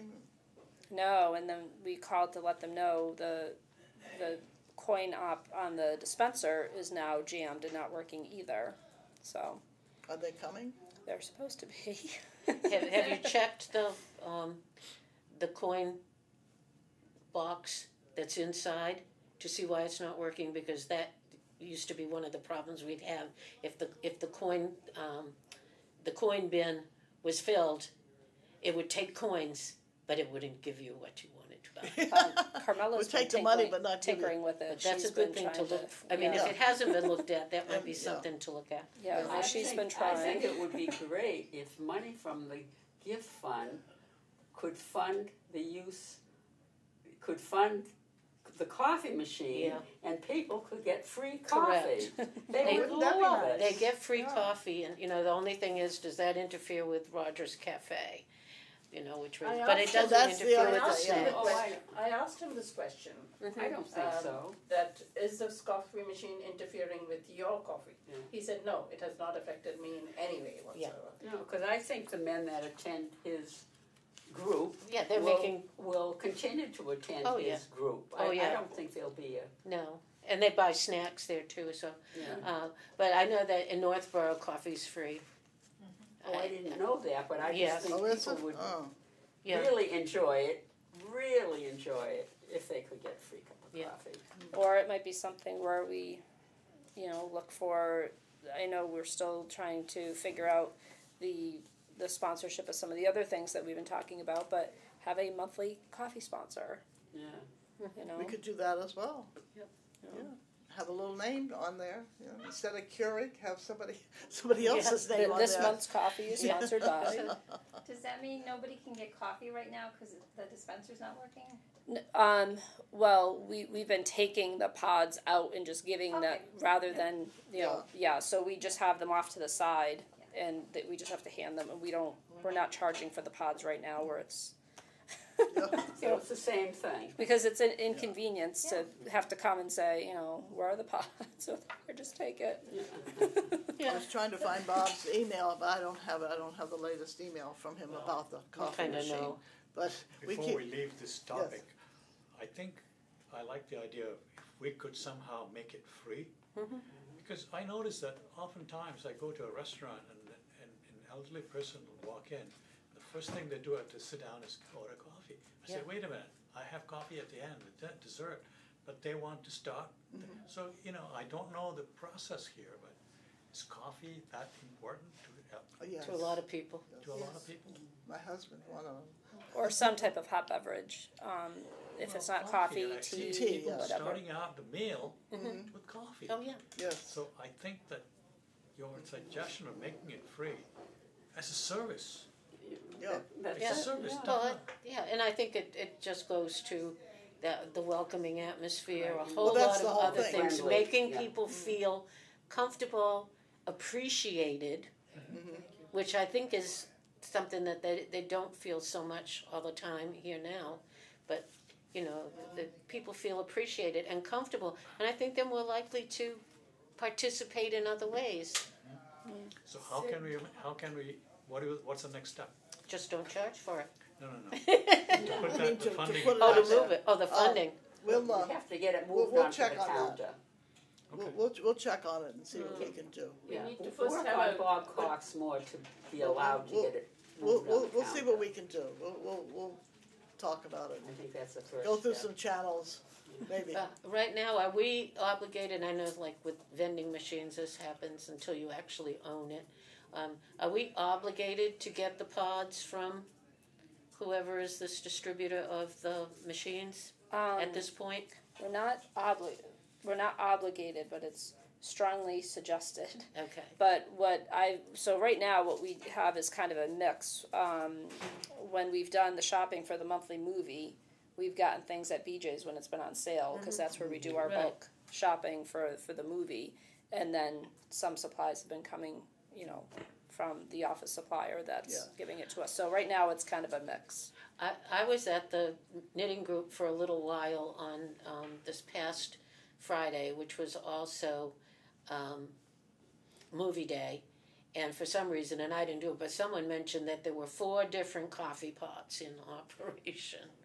Oh, we have a ton For of coffee that. pots in the closet. I think there's 6 in the closet. And that day, the knitting group has coffee, and they, provide their own coffee. Sometimes they get the leftovers from the movie when it's movie week. I don't know where the other coffee makers were, but they mentioned 4. Tons of Can them. Yes. There was only one large coffee urn. The other coffee machines are just lying there. They were not in use. Oh, all They're right. not in use. There was just one large urn, and there was a tea kettle. Oh, I see. Okay. No, because we found when we cleaned the closet, I think there's 6 coffee pots on the shelf in the closet, and nobody knows who they. And also, that shelf is being cleaned off too. They put a sign up that if it's yours, take it. If it's not, then it's going to be dumped. Because we're going to clean that off. People just leave things, and you never know who they belong to. So, if you want it, then take it. But if not, we're going to get rid of it and clean it. Yeah. So. Yeah, we'll see what we can do about getting the coffee pot. I think that's maybe something, But the sound system, I said, I'm sorry I don't have Bob's email. So I asked him for an update, and they are working on it, and they're getting the specs on what to order, and they're putting the order in for the parts or whatever. I don't know what it is. Have you maybe have heard more than I have? I was at a meeting with Bob yesterday, and he just assured me that he's pretty much just reiterated what he told you in the email. So. That's what I just emailed him for an update before our meeting today, so we can. So it's all been approved, and it really is in the process thereof? It's in the process. So I told him that the board would be very happy with his with his information, because it's finally going to get done. So working with it Almost a yesterday, year. and it's been a couple of years really. Yeah. Well, we had the consultant come out to give us a quote. In August, yes. Right, last summer. Yeah, but I mean it's been on the fritz for a couple of years. Oh, yeah. So. Well, Yeah, I 'cause- myself will appreciate that greatly. I am hearing impaired, and half the time I don't hear what's being said. Well, I'm the same way, So that's at the luncheon last Tuesday. I had a hard time here with it, because we were at the other end. Yeah. We weren't up at this end. We were at the other end, and some way or other, I mean, just the way I was sitting this way to the very difficult to hear what was going on. So. Excuse me, is this thing that Bob Cox is working on, is that for a new audio-visual system or just a sound system? I don't know. He didn't say. Isn't I it? think we said we needed a new TV for the movie night. Yeah. I don't think that there's anything new. Isn't it more an upgrade to what we have to take it from analog to digital? As far as the sound system part, yeah. I mean, in the original specs, we also had to, mount the projector on the ceiling so we didn't have to wheel the cart back and forth. And then we even had to change the screen, because the screen was initially put in, when the building was built, so it's not retracting as well. It's held up pretty well. It's not frayed or anything like that, but it's not the correct shape anymore. It seems silly, but it's square. And of course now everything is formatted, the long way. So when we go to show movies, the picture is smaller because we have to shrink it to fit on the square as opposed to being rectangular. So the original spec was to replace that with the correct rectangular screen. So I don't know where that part Well, would he stand. didn't say. He just said they were ordering parts. That's all he said. And so I said at least he knew they were doing something. But I don't think it's very extensive, from what I understand. I don't, but if we get the sound fixed, that's something. Yeah. But not what we want. But Well, you have seen the specs, right, that he's generated? Excuse me. You too? No, No, we've seen we nothing. haven't, We've we seen- haven't seen any revised. We only have what was given to us last year Yeah. when the consultant came out to Yeah, look we've at our seen, system. we've seen nothing at all, so. I have a question. With the sound system upgrade, will that only help those that work when you're talking into a microphone, or will it work when, I have no idea. the reason I'm asking, at the movie, when you were talking, you were facing the other direction. I don't know a word you're saying. At the movie? Yeah, in the movie, you were saying something prior to the movie starting, and you were facing in the opposite direction down from where I was sitting, and I couldn't, that's why I'm asking Yeah. the question. Yeah. Does the sound system fall into place no matter where the person, the speaker is, or does the speaker have to hold the phone?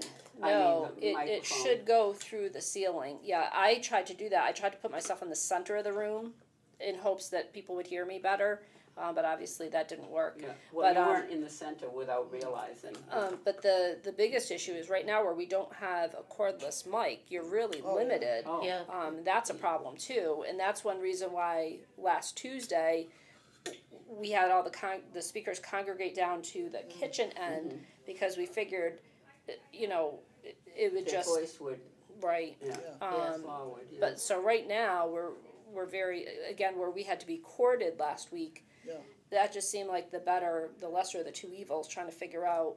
Well, yesterday we used the other end, because our tables were all down there, and it worked pretty well. But it still was corded, you just Yeah. have to be careful, Right. nobody trips over the cord, Yeah. Yeah, and you need to, if there's a cordless mic, then the mic can move around Yes. because I think about times when there are people speaking from the floor. Right. Right. Yeah. And in something like the meeting that was held yesterday, you could anticipate, if we had people that were really active, Yeah. that they might have questions or Right. comments or that's things right. that And they then wanted to everybody make. can hear. And having two handheld mics with, like one, like in Yeah, town meeting when they're running around to the With the- person, you that's need to right. have that. you need that, that's right. we It's an used important to- part of the whole thing, We yeah. used to have that because I remember quite a few years back we did a legal program to illustrate what happens if your assets end up in probate, and the attorneys that put it on set the room up like an actual courtroom, and they had microphones on the person who was the judge, the two people contesting the will, and we all had cordless mics, and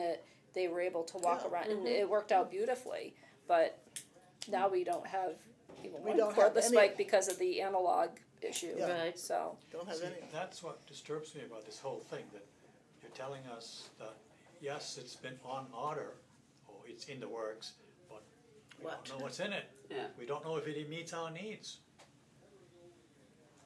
because it's part of the building, and the building is under the town. And so therefore, we can make recommendations. I understand the that, town but ha- still, we but ought the to know town what we're ha- getting. We should, but we don't. And, I mean, that's, what can you do? You can ask questions, but if you don't get answers, then there's nothing we can do about it, because the building itself belongs to the town. What's in the building belongs to us, but the building itself belongs to the town, so therefore we have really no say. We can only request, we can say what we need and what we want, but, so we'll wait, we'll be surprised, like Christmas morning, you open the present and see what you have. Not sure about that, Yeah, but, but Christmas presents can be taken back to the store the next day. that's true, that's true. And then you can get what you really want. That's right. We'll see. Good thought. As I said, that's my favorite term. We'll see. I use it with my kids all the time. We'll see. Yeah, that So used to be no. we'll see what we're going to get. and even better, hopefully we will all hear when it's all That's said true. and done. That's true. The signage. Where are we with the signage? I'm trying to think of where things stood last month. The person from the sheriff's office did come and picked up all the measurements and the templates we had done. Went over to the town hall to see what was over there. said they wouldn't be able to make the exact cuts, but that this sign should look pretty similar. So they're supposed to be just making the signs and then giving them to us, and then we'll be, having Public Buildings paint them and put the lettering on, so that, that part will be done, by the Public Buildings Department as opposed to the Sheriff's Department. As far as outside, we finally have the measurement for over the portico, because the plastic lettering people needed the correct, sizing to be able to tell us what the correct spacing would be. So, still in the works, but coming along. So, I'm not sure where the Sheriff's Department, they didn't tell me what their time frame would be as far as how long they thought it would take to make the signs. So, I can check with them and see how they're coming along. Yeah, check with them and just kind of give them a little reminder that we'd like to have it by September. But they came through. The two of them came through that do the woodworking, and we went from one end of the building to the other, and we listed where the signs would go and what. I mean, not that they really needed to know, because they're not going to be but they were very interested and wanted to help. And the sign for outside over the entrance have those letters been ordered? I know we talked about fonts and everything last time. They're supposed to be getting us, I don't know what you would call it, like a preview, what it would look like, so that we can look at some images and before we actually order them. Who's doing that? It was a sign company that Mike Hale recommended that Selco has used. So somebody they're familiar with. Right. That's good, because they're already on the town bid list. Good. The vendor's already set up and stuff like that. Steps in the right direction. Yes. Yes, it sounds like it, right, yeah, so. Okay, moving right along. Reports. Friends, anything on the Friends? The things on the Friends are the Friends had their annual meeting yesterday, an election of officers. I wasn't able to be there. Louise was there. I am stepping down as president and not going to be on the board. I found my time pressures from a number of different things, as well as the conflict and difficulty in keeping my activities with the Friends separate from my activities from the Council on Aging. And so I had announced well before the first of this year that I would be stepping down. So that's the big thing. The Friends have their final fundraiser of the year, which is a raffle. Those things are out on the counter now. They'll go till June 16th. Dr. Claremont is ascending to the position of president. I think he'll do a very good job. He'll keep everybody on their toes, but he has been in his time on the Friends board as vice president. He has been very active and has done a lot of things. He has a dual concerns with his, and one is the fundraising. That is the core of what the Friends are organized for, but he's also very much interested in the Friends sponsoring different programs that go on, and a lot of them are ones that he conceives and executes in whatever way, whether it's publicity for things going on at the senior center or in other ways. He's very much promoting the partnership between the Friends and the senior center, which I think is very important. Well, just what he was able to do with those medication disposal bags, that's been huge. Did they take those? And those are a huge hit. Those are, people are really utilizing those, and I had never even heard of them. I hadn't either, no. Yeah, and so just things like that, having the Friends name connected to it, I think is helping people, understand and see the role of the Friends. I think that's really great. Well, yesterday at the luncheon, I gave a little speech on behalf of the COA, and I thanked the Friends for all the support. I said, without the Friends, we would not be able to do financially all the things that we have done. I said, everything in this senior center, the money has been raised by the Friends or by donations from people. I said, the building itself is the town's, but everything else, and the replacements, we've replaced tables and chairs, and refelted the pool table, we keep the piano tuned, we do, all the things that are part of the senior center.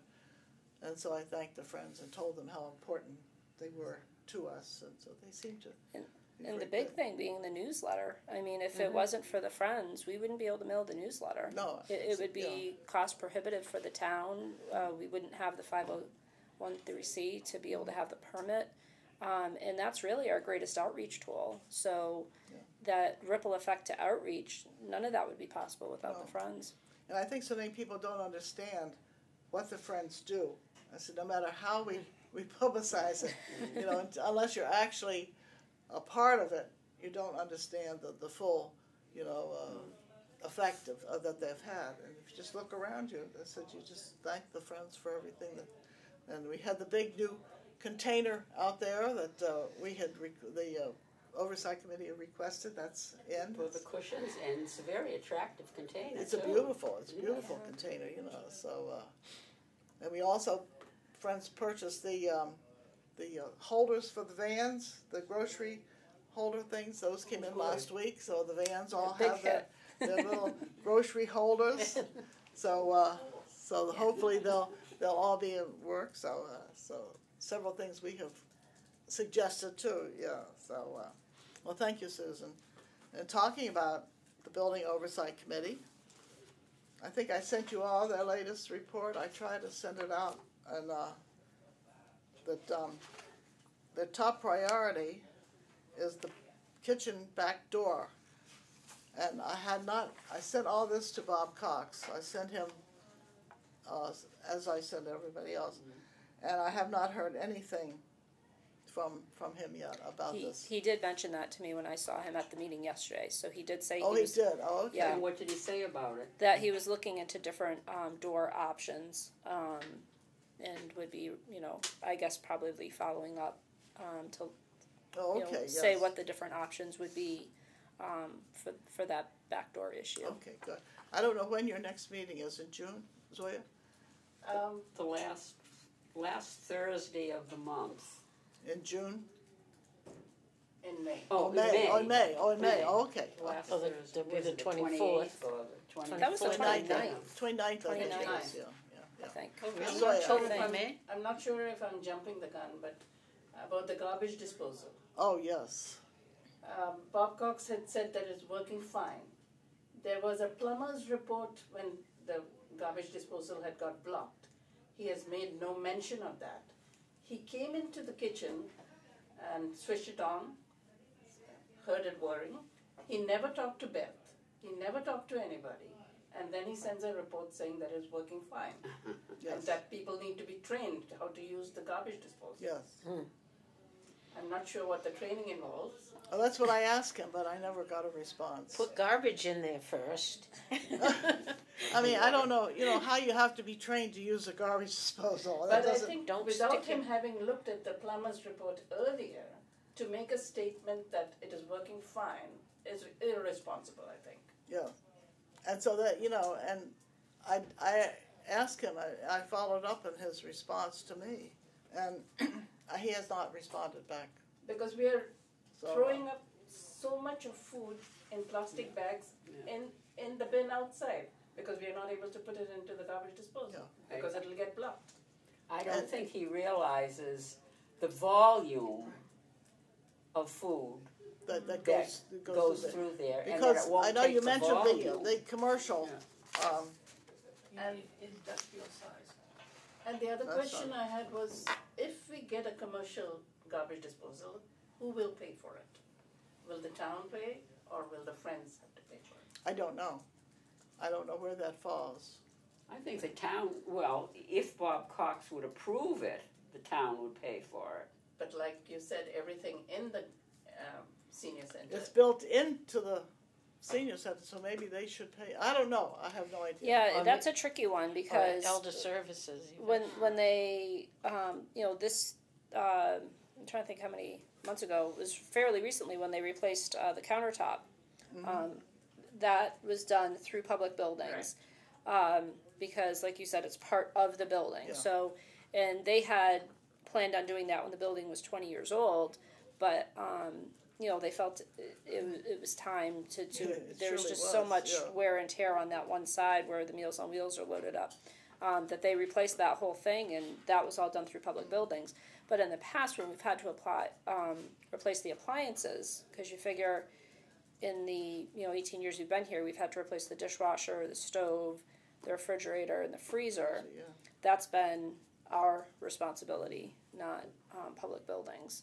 So garbage disposal, I'm not sure, because is that an appliance? It's or- installed. It is Yeah, installed. I don't know. They're not that expensive. They're I mean, not terribly expensive, and the No. new ones are so much. I mean, I Yeah. last summer purchased a new residential one. It wasn't expensive at all. It's it works very well. They're new now. They can't be hardwired. Right. They have cords now, so you do need a couple of little things done, but that's not much. Yeah. But they're not terribly expensive. I think the thing is finding out who can, not who may, who can purchase it. Does it have to be purchased by the town, or can it be purchased elsewhere Well, and that's one installed? of the other issues we're going to find out. We're going to find out about that because there's several issues that we really need to. And for, That one and for installing, we'll need a plumber for the Right. yes, yeah. So, what is the problem? We're putting a lot of garbage in the dumpster. Is that what we're doing now? Yes. And It still won't take the full days. No, we are putting a lot of the garbage, the food which is left over into the dumpster right, because we are scared to put it into the garbage disposal, it might get blocked again. absolutely. And that creates a big problem. Yeah. And it is 5 days in a week. And there's a fairly large quantity. It's going to attract animals and everything. Yeah. Yeah. So And it's can the just- neighbors smell it? I have not Okay. figured that out as yet. Yeah. It's a closed dumpster. Yeah, but But- that's pretty And it's bad. been winter time. That's Well, true. yeah. That's true. Well, and Yeah. particularly where we have the farmers market starting up, Yeah. Oh, that's something we want to be Yeah. cognizant Yeah. of. Yeah. Yeah. So it's something we're going to have to check on. We'll think it's a check on pretty that. big So issue I then. made some. The other things that the Building Oversight Committee mentioned was the handicap parking. That all of the handicap parking now is in the front of the building. But so many people use the side here, and it's even closer to the door. And now with the automatic door we have, and so they are requesting, it doesn't say a percentage, but they're just requesting Talked about a 10. study. They asked just to have a study of how many people would use the handicapped here if they made some of these handicapped, which makes sense to me. I always thought that's where they were, and then one day it dawned on me. I said, no, they're not there. They're down there, which seems to be Very so far away. Yeah. It's a far way. Having had some issues, Yes. and I don't have a handicap Yeah. parking stick or anything, so I can't. But I have found that is a longer distance from the handicap spaces we have now Yeah, it is. than it is. And I see people leaving here with walkers and with canes, and that to go a long distance It's difficult. is difficult, especially for people with walkers. Yeah. I ran into that last Yeah. winter when and I parked out here because I don't have a handicap.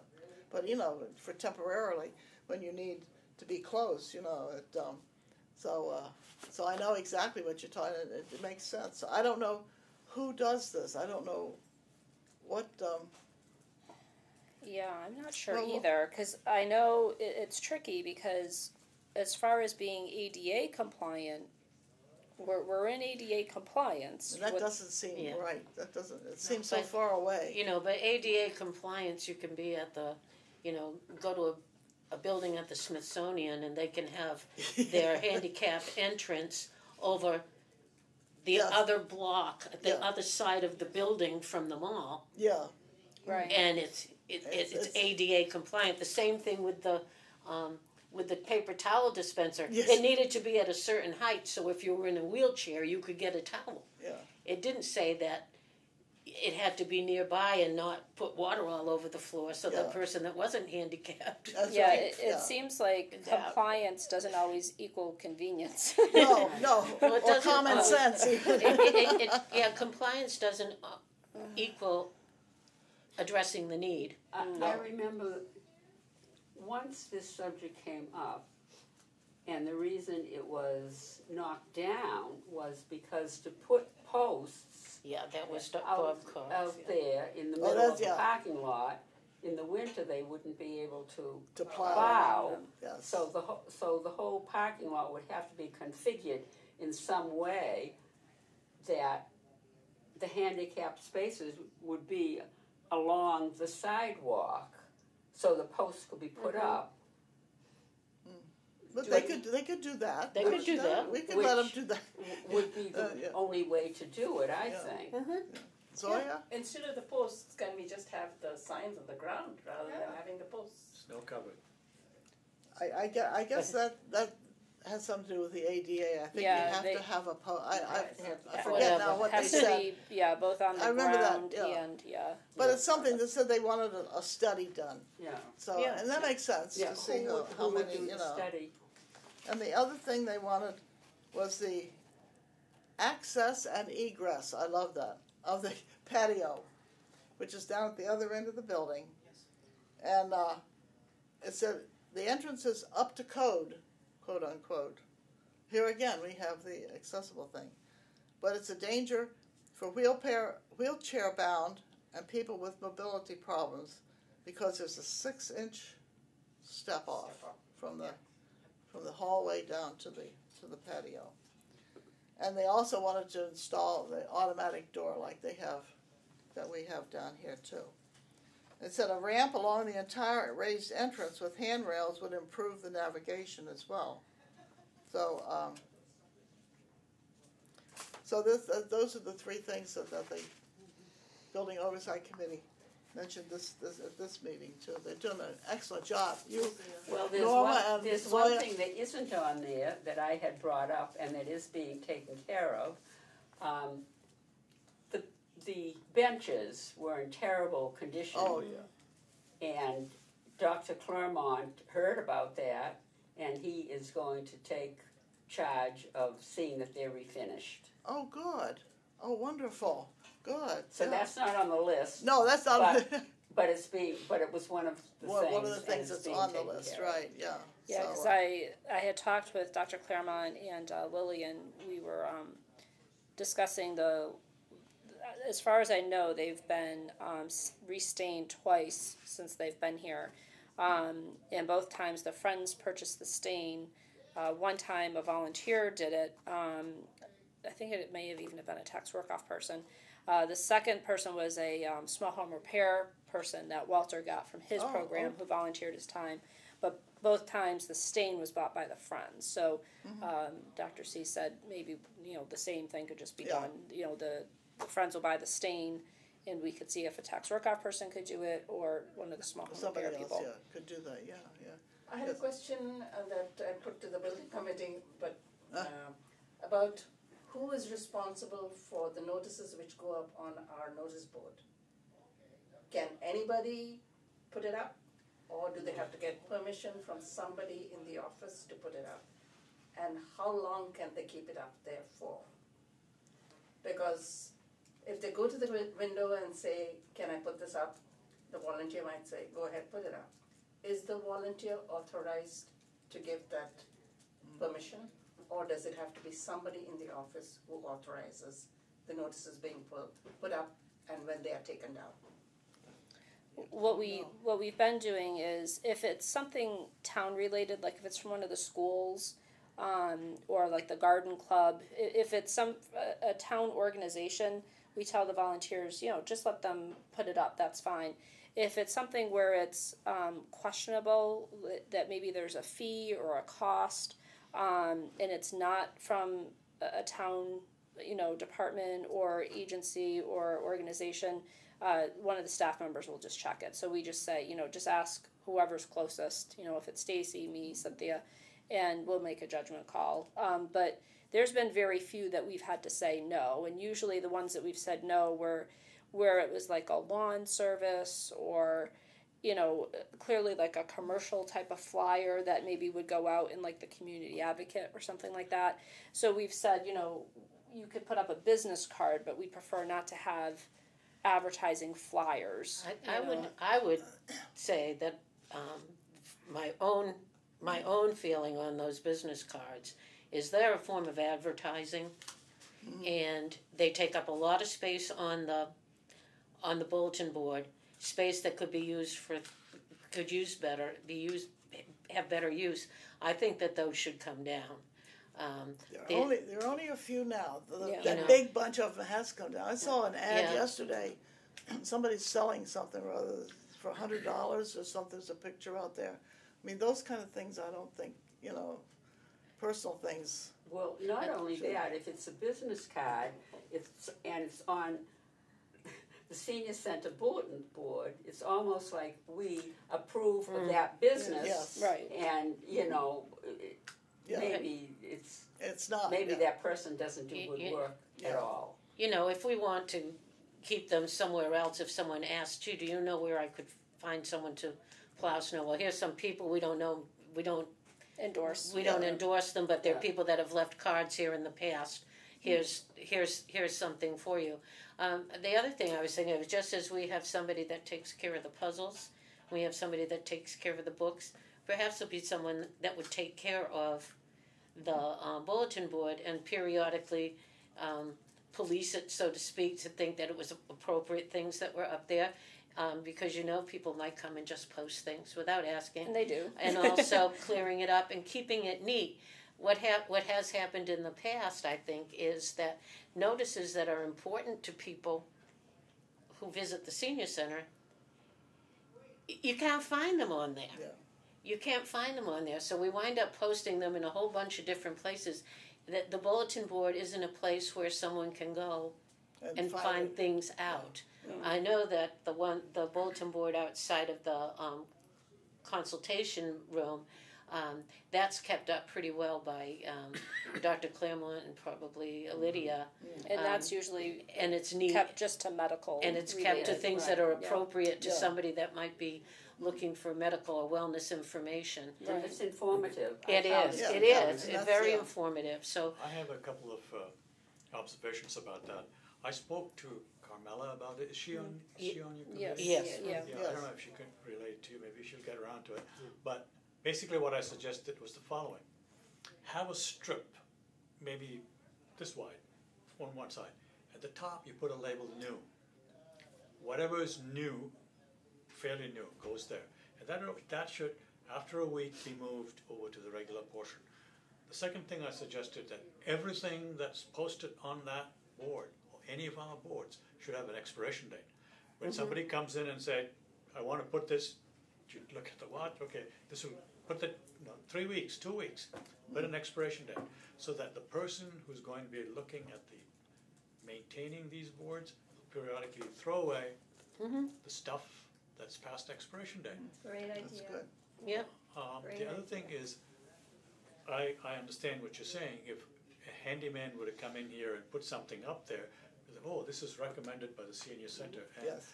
perhaps the thing to do is to keep this on file somewhere, in a folder somewhere, at the front desk. If somebody asks, I'm looking for somebody, do exactly what you said. I think that's a better way than giving them carte blanche to put whatever they want on the bulletin board.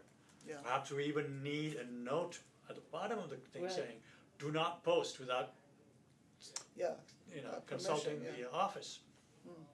Yeah. Those are the things that I. Without I think that approval. needs to be put up there. Yeah.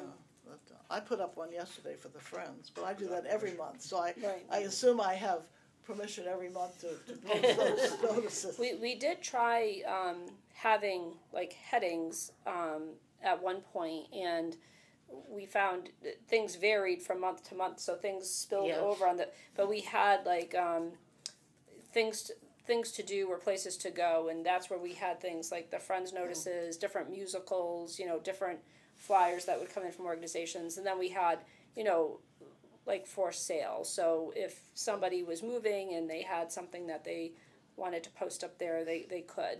And again, that would fluctuate. So we have tried, not those categories per se. I think the idea of here's what's new, I like that. That's too, different yeah. from what we've tried before. Yeah, and all those flyers and things that are on that counter out there, do they all get permission to put their stuff there, or do they just come and, I mean, there must be at least 100 organizations. Yeah, they actually all touch base with Walter because they're all different home care organizations, and so usually they are making periodic calls, and they usually just touch base with Walter. He makes sure he has the latest and greatest brochures from them, so that if he's meeting with a care partner or somebody that could benefit from, you know, an emergency response, you know, a button to press or whatever, he can say, well, here's, you know, 5 different brochures from people that have come by that are local. And he always gives a Could he disclaimer. keep just a we don't- file of that stuff? I mean, it's so, somebody had organized, I mean, somebody had put it in neat little Right. rows, but I took them off because I put the baskets out there. Right. I put them in the closet up on a table so people could look at them. But, and I thought, you know, it's impossible to read all that stuff. If you're looking for one specific thing, everything is all mixed in together. You know, it'd take you an hour to go through each one of those flyers. So I said, if Walter could categorize them and maybe just have a file, and in fact even give him one of those drawers in that file cabinet in the closet, you know, if he wanted to put them in there, and then he would have access to them if he wanted, you know. And if he already has the latest and the greatest, maybe just some notice outside that says that we have brochures from several Yes. whatevers. Right. You know, if you're looking for information about these topics, Yeah. you know, please consult Walter, or please, Yeah. you know, even if the receptionist had some, just, you know, ask if they were outside Walter's office. Hopefully he'll be here most of the time when the Yeah. We'll see what happens. when yeah. the senior center is open, and in that case, you know, we just see Walter for them, and that gives him a chance to reach out to people that may not realize the other thing. that he can give them some Yeah. Right. That's the other- assistance in wading through the process of any of these things. Yes. The other thing, then, since we're on the topic, is I see Avon You catalogs out there, I was and I waiting think to that say is that. very inappropriate. Yeah. Actually, I have to admit, and if the Avon person who's been putting there, or the Avon people who have, if I go by and I see it, I put them in the wastebasket. I don't think it's appropriate No, it to isn't. be advertising Those kind of- here. Yeah, I You complained know. about that. Sawyer? Since we have a travel folder, a little, Yes. could we have something like that for Walter to put his pamphlets in there? That would take up less room and it would be more compact. I think it's such a mishmash of stuff that's out there, of all sorts of things. I've thought about that too, but I know what it's like in the hotels when you get those, you know, brochures from everywhere, and they're, you know, oh good, oh this looks like a fun place to go, and then you find out it's 300 miles from where you are. Yeah.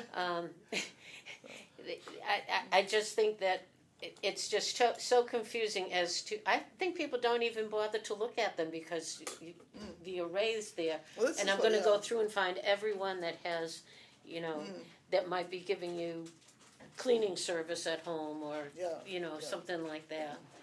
No, that's what I said. I found that when I was moving them. I hadn't realized because I never took the time to look at them. And I mean, every time I picked up one and moved, I said, what's, you know, I mean, it just takes forever. kind of We thing. do have one carousel that holds brochures out near the front desk that the fire department actually got from a grant to hold fire safety literature.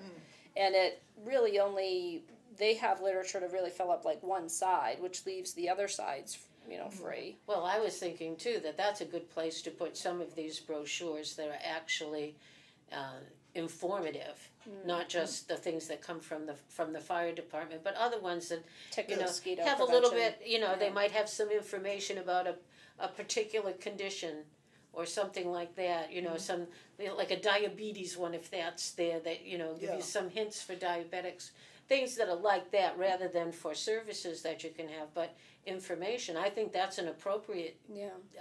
Yeah. thing to do, is to have brochures like that. The Council on Aging brochure, the Friends Friends That's brochure. right. Those are Really, things if you the, need you to know, have. if a brochure came out from the farmer's market, Yeah. recipes for, Yeah. you know, Yeah. whatever. Shine used to have a brochure. I don't think they've produced one in a while, but they had gotten funding to have brochures that explained what Shine did, Yeah. the types Yeah. of Those services kind of they things, offered, yeah. Those things. So you need it, right? all Yeah. their services at Worcester, their services, an overview, Yeah. protective, you know, and all that stuff Yeah, too. that Those general are kind the kind of general informational kind of like things that. we need, rather than all this advertise. I think it's just advertised to Right. me. It And is. it's such a mess. Well, that's it. You know, and you can't Yeah. find Well, it is. what It's you're marketing, looking for. you know. So we're going to put the coffee I'd machine rather there see, I was just instead. gonna say that. We'll turn brochures into coffee, right? Yeah, probably appreciate it more. Okay. Did you and Shashi go to the Before we go into municipal? that, Oh, before yes. we go into that, I forgot one item that I meant to mention in connection with the senior center website and public computers. Oh, okay. That kind of stuff. I have set up a meeting on May 29th, Yes. 4 p.m. 4 o'clock. You didn't respond. I presume you're coming.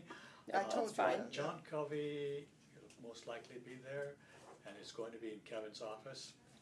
And the idea is to look at what we need to develop a technology plan. So I'm thinking of technology in general terms, sound system maybe, audiovisual, computers, networking, all that stuff. It may not all happen now.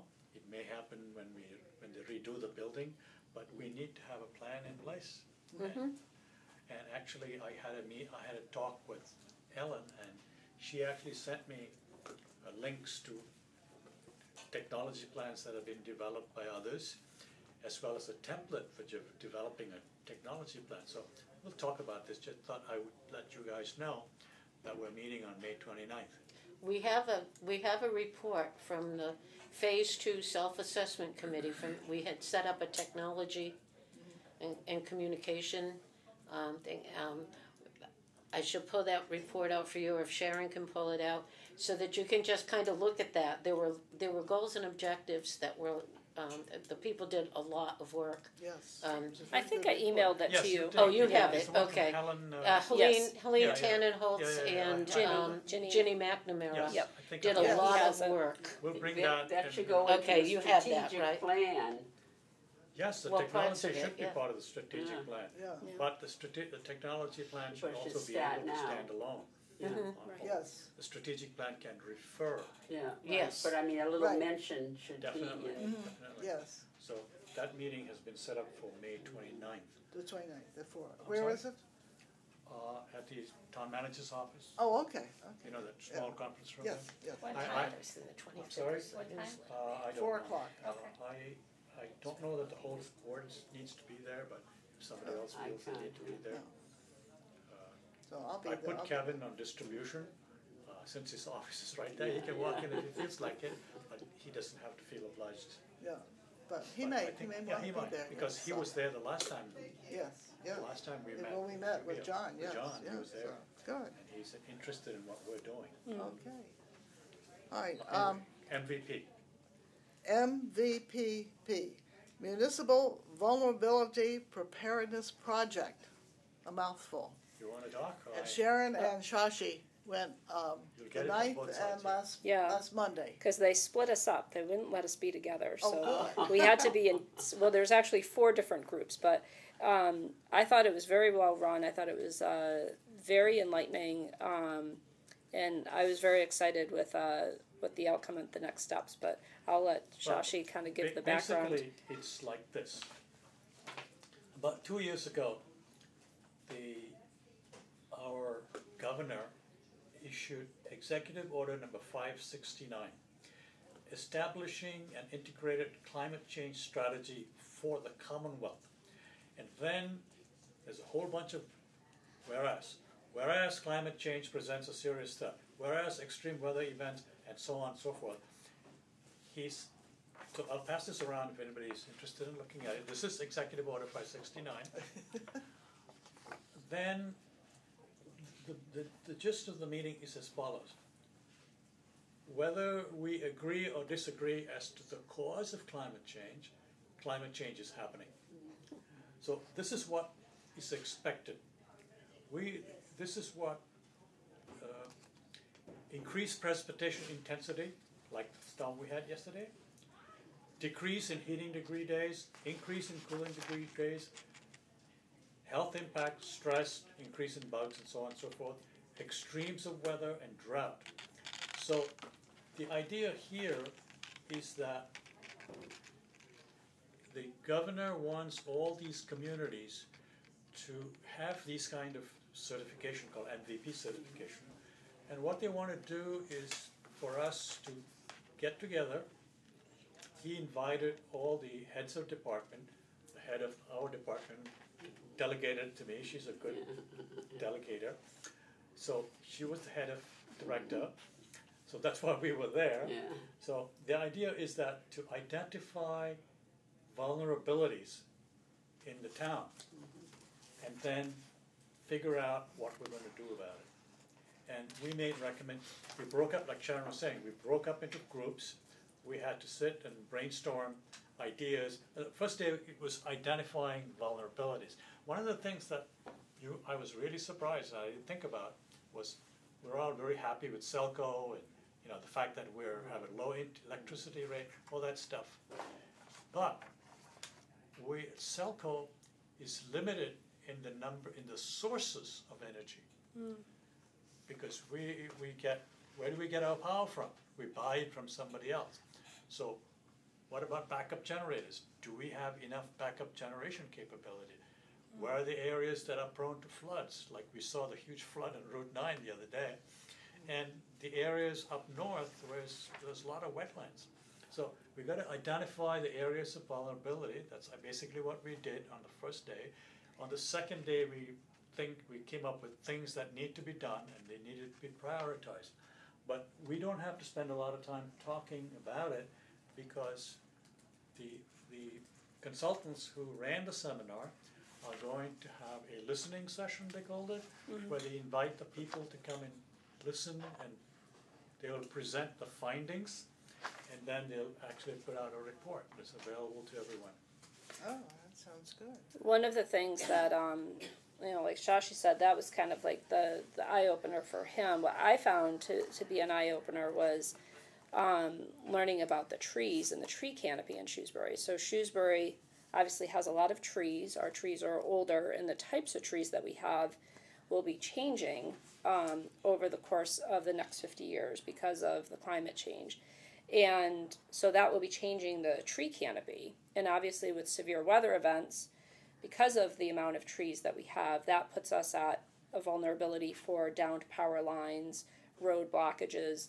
One of the things that the group I was in talked about is, our neighboring towns of Northborough, Westborough, so on, to get to the major medical centers, they have to pass through Shrewsbury.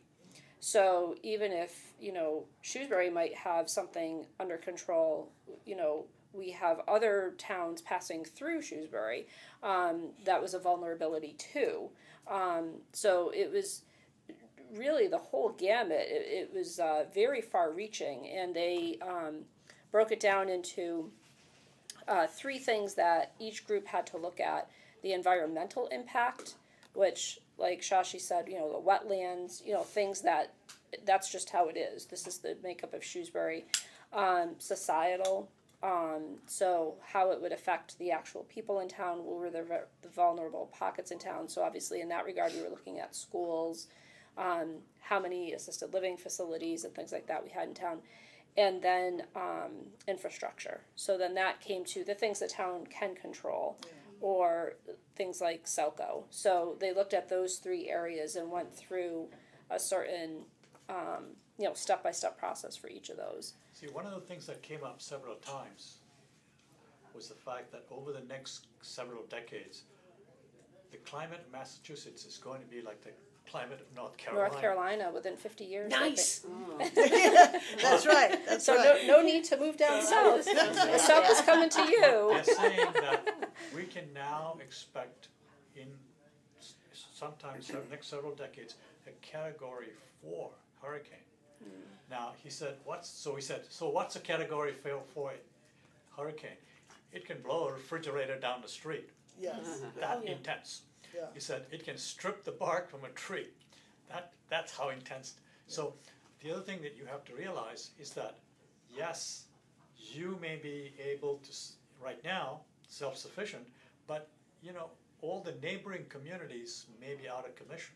So you basically are isolated. Yeah. And we have to prepare as to shelters, to providing shelters for people who without power and without food and water and everything else, identifying where people can go or should you shelter in place, all that emergency preparedness. One other document I found, if you go, there's a Massachusetts State Hazard Mitigation Plan. Now, I downloaded it and I found it was 720 pages. So I don't And think I 3 should days be later, reading when you could use your computer.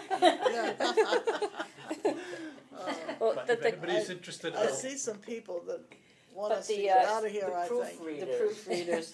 But Okay. the Category 4 stuff was interesting I know, because I'm with the jumping from temperatures one reading to rising, another. Poor thing. there's nothing to stop the hurricane from intensifying. So it'll just get more and more powerful, and that's what's putting us at risk. So Okay, thank Okay, you. thank We're gonna have to Sharon, go for very quickly I thought- through Mary Gerber, is that when we were talking about? farmer's market. We Was it don't a have couple years anything ago she further on that. volunteered Yeah, we're Like, still work working Walter with Missy on Hollaback it? on You know, that, he said and he so didn't there's need it nothing. at that time. No, it But she starts might be June interested 13th. in doing something So the Wednesday. So that'll be the being first the time point that it'll person or be whatever here. you wanna call it, for a Did you program. all look at the $1 million volunteer thing I gave you? Katie has written this up to publicize, and if you have any suggestions or thing, I think it looks good. That's very good. Yeah, you know, So we're trying to get, between Barbara and Katie, we're gonna get some we have elections. publicity for what's happening. I know that they took some pictures the other day, so if you'd ask Stacy and you took pictures of Katie's put together something to mail out to yes, we to publicize. it's all on for our Facebook folks. It's we uploaded a little album to the Senior Center Facebook page, so there's Oh, I haven't looked. some I haven't some looked good at that. pictures there. Did you get a copy of this? No. Oh, sure, yeah. So if that's okay, we'll tell Katie to go ahead with it Wonderful. and see what we can do. Okay, somebody's gonna have to show me how to get from this point to get the picture on it. Yep. And then, so I can send it in one direction. yeah, I move that we approve this for Katie and get something out there, Okay. and our Good. voice and apparently faces. Is there a second? I second. Second? Okay. Yeah. So, yeah, I think it's good. I thought it was a good chance to start getting some, and where they were taking pictures the other day, I thought it'd be a good time to get some pictures in, and the $1 million, we're worth over $1 million now, so, good. Okay, and then, it says elections. I think we're supposed to elect our officers in May. Does anybody else want to be chair?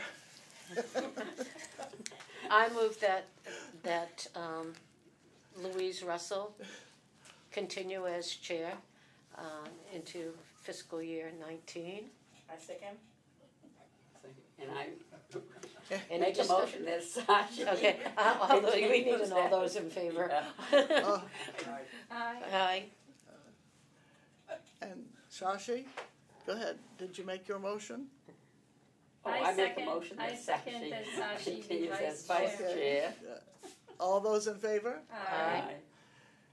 and Do we remove have the, to make a motion for Katie too? well, no, with Barbara. No, she's Barbara's not. gonna be the secretary. Oh, By okay. default. I told her every new person comes on has to be secretary at least 1 year. I'm sure Susan will help me initially. Yes, Certainly. I'm sure, yes. The second for Barbara, I second. all those in favor? Aye. Aye. No, Katie's here to stay, so we Yeah, don't have to. Okay, I just wanted to make sure, that's why I. Yeah, I know it. Well, thank you very much. I will try my best and, to go on as we've been doing, and hopefully this time next year we'll have a lot of things in place that we've been talking about, so we'll work on it. So we have to give up our space for Yes, the the, proofreaders. they're waiting I move patiently. that We have a adjourn.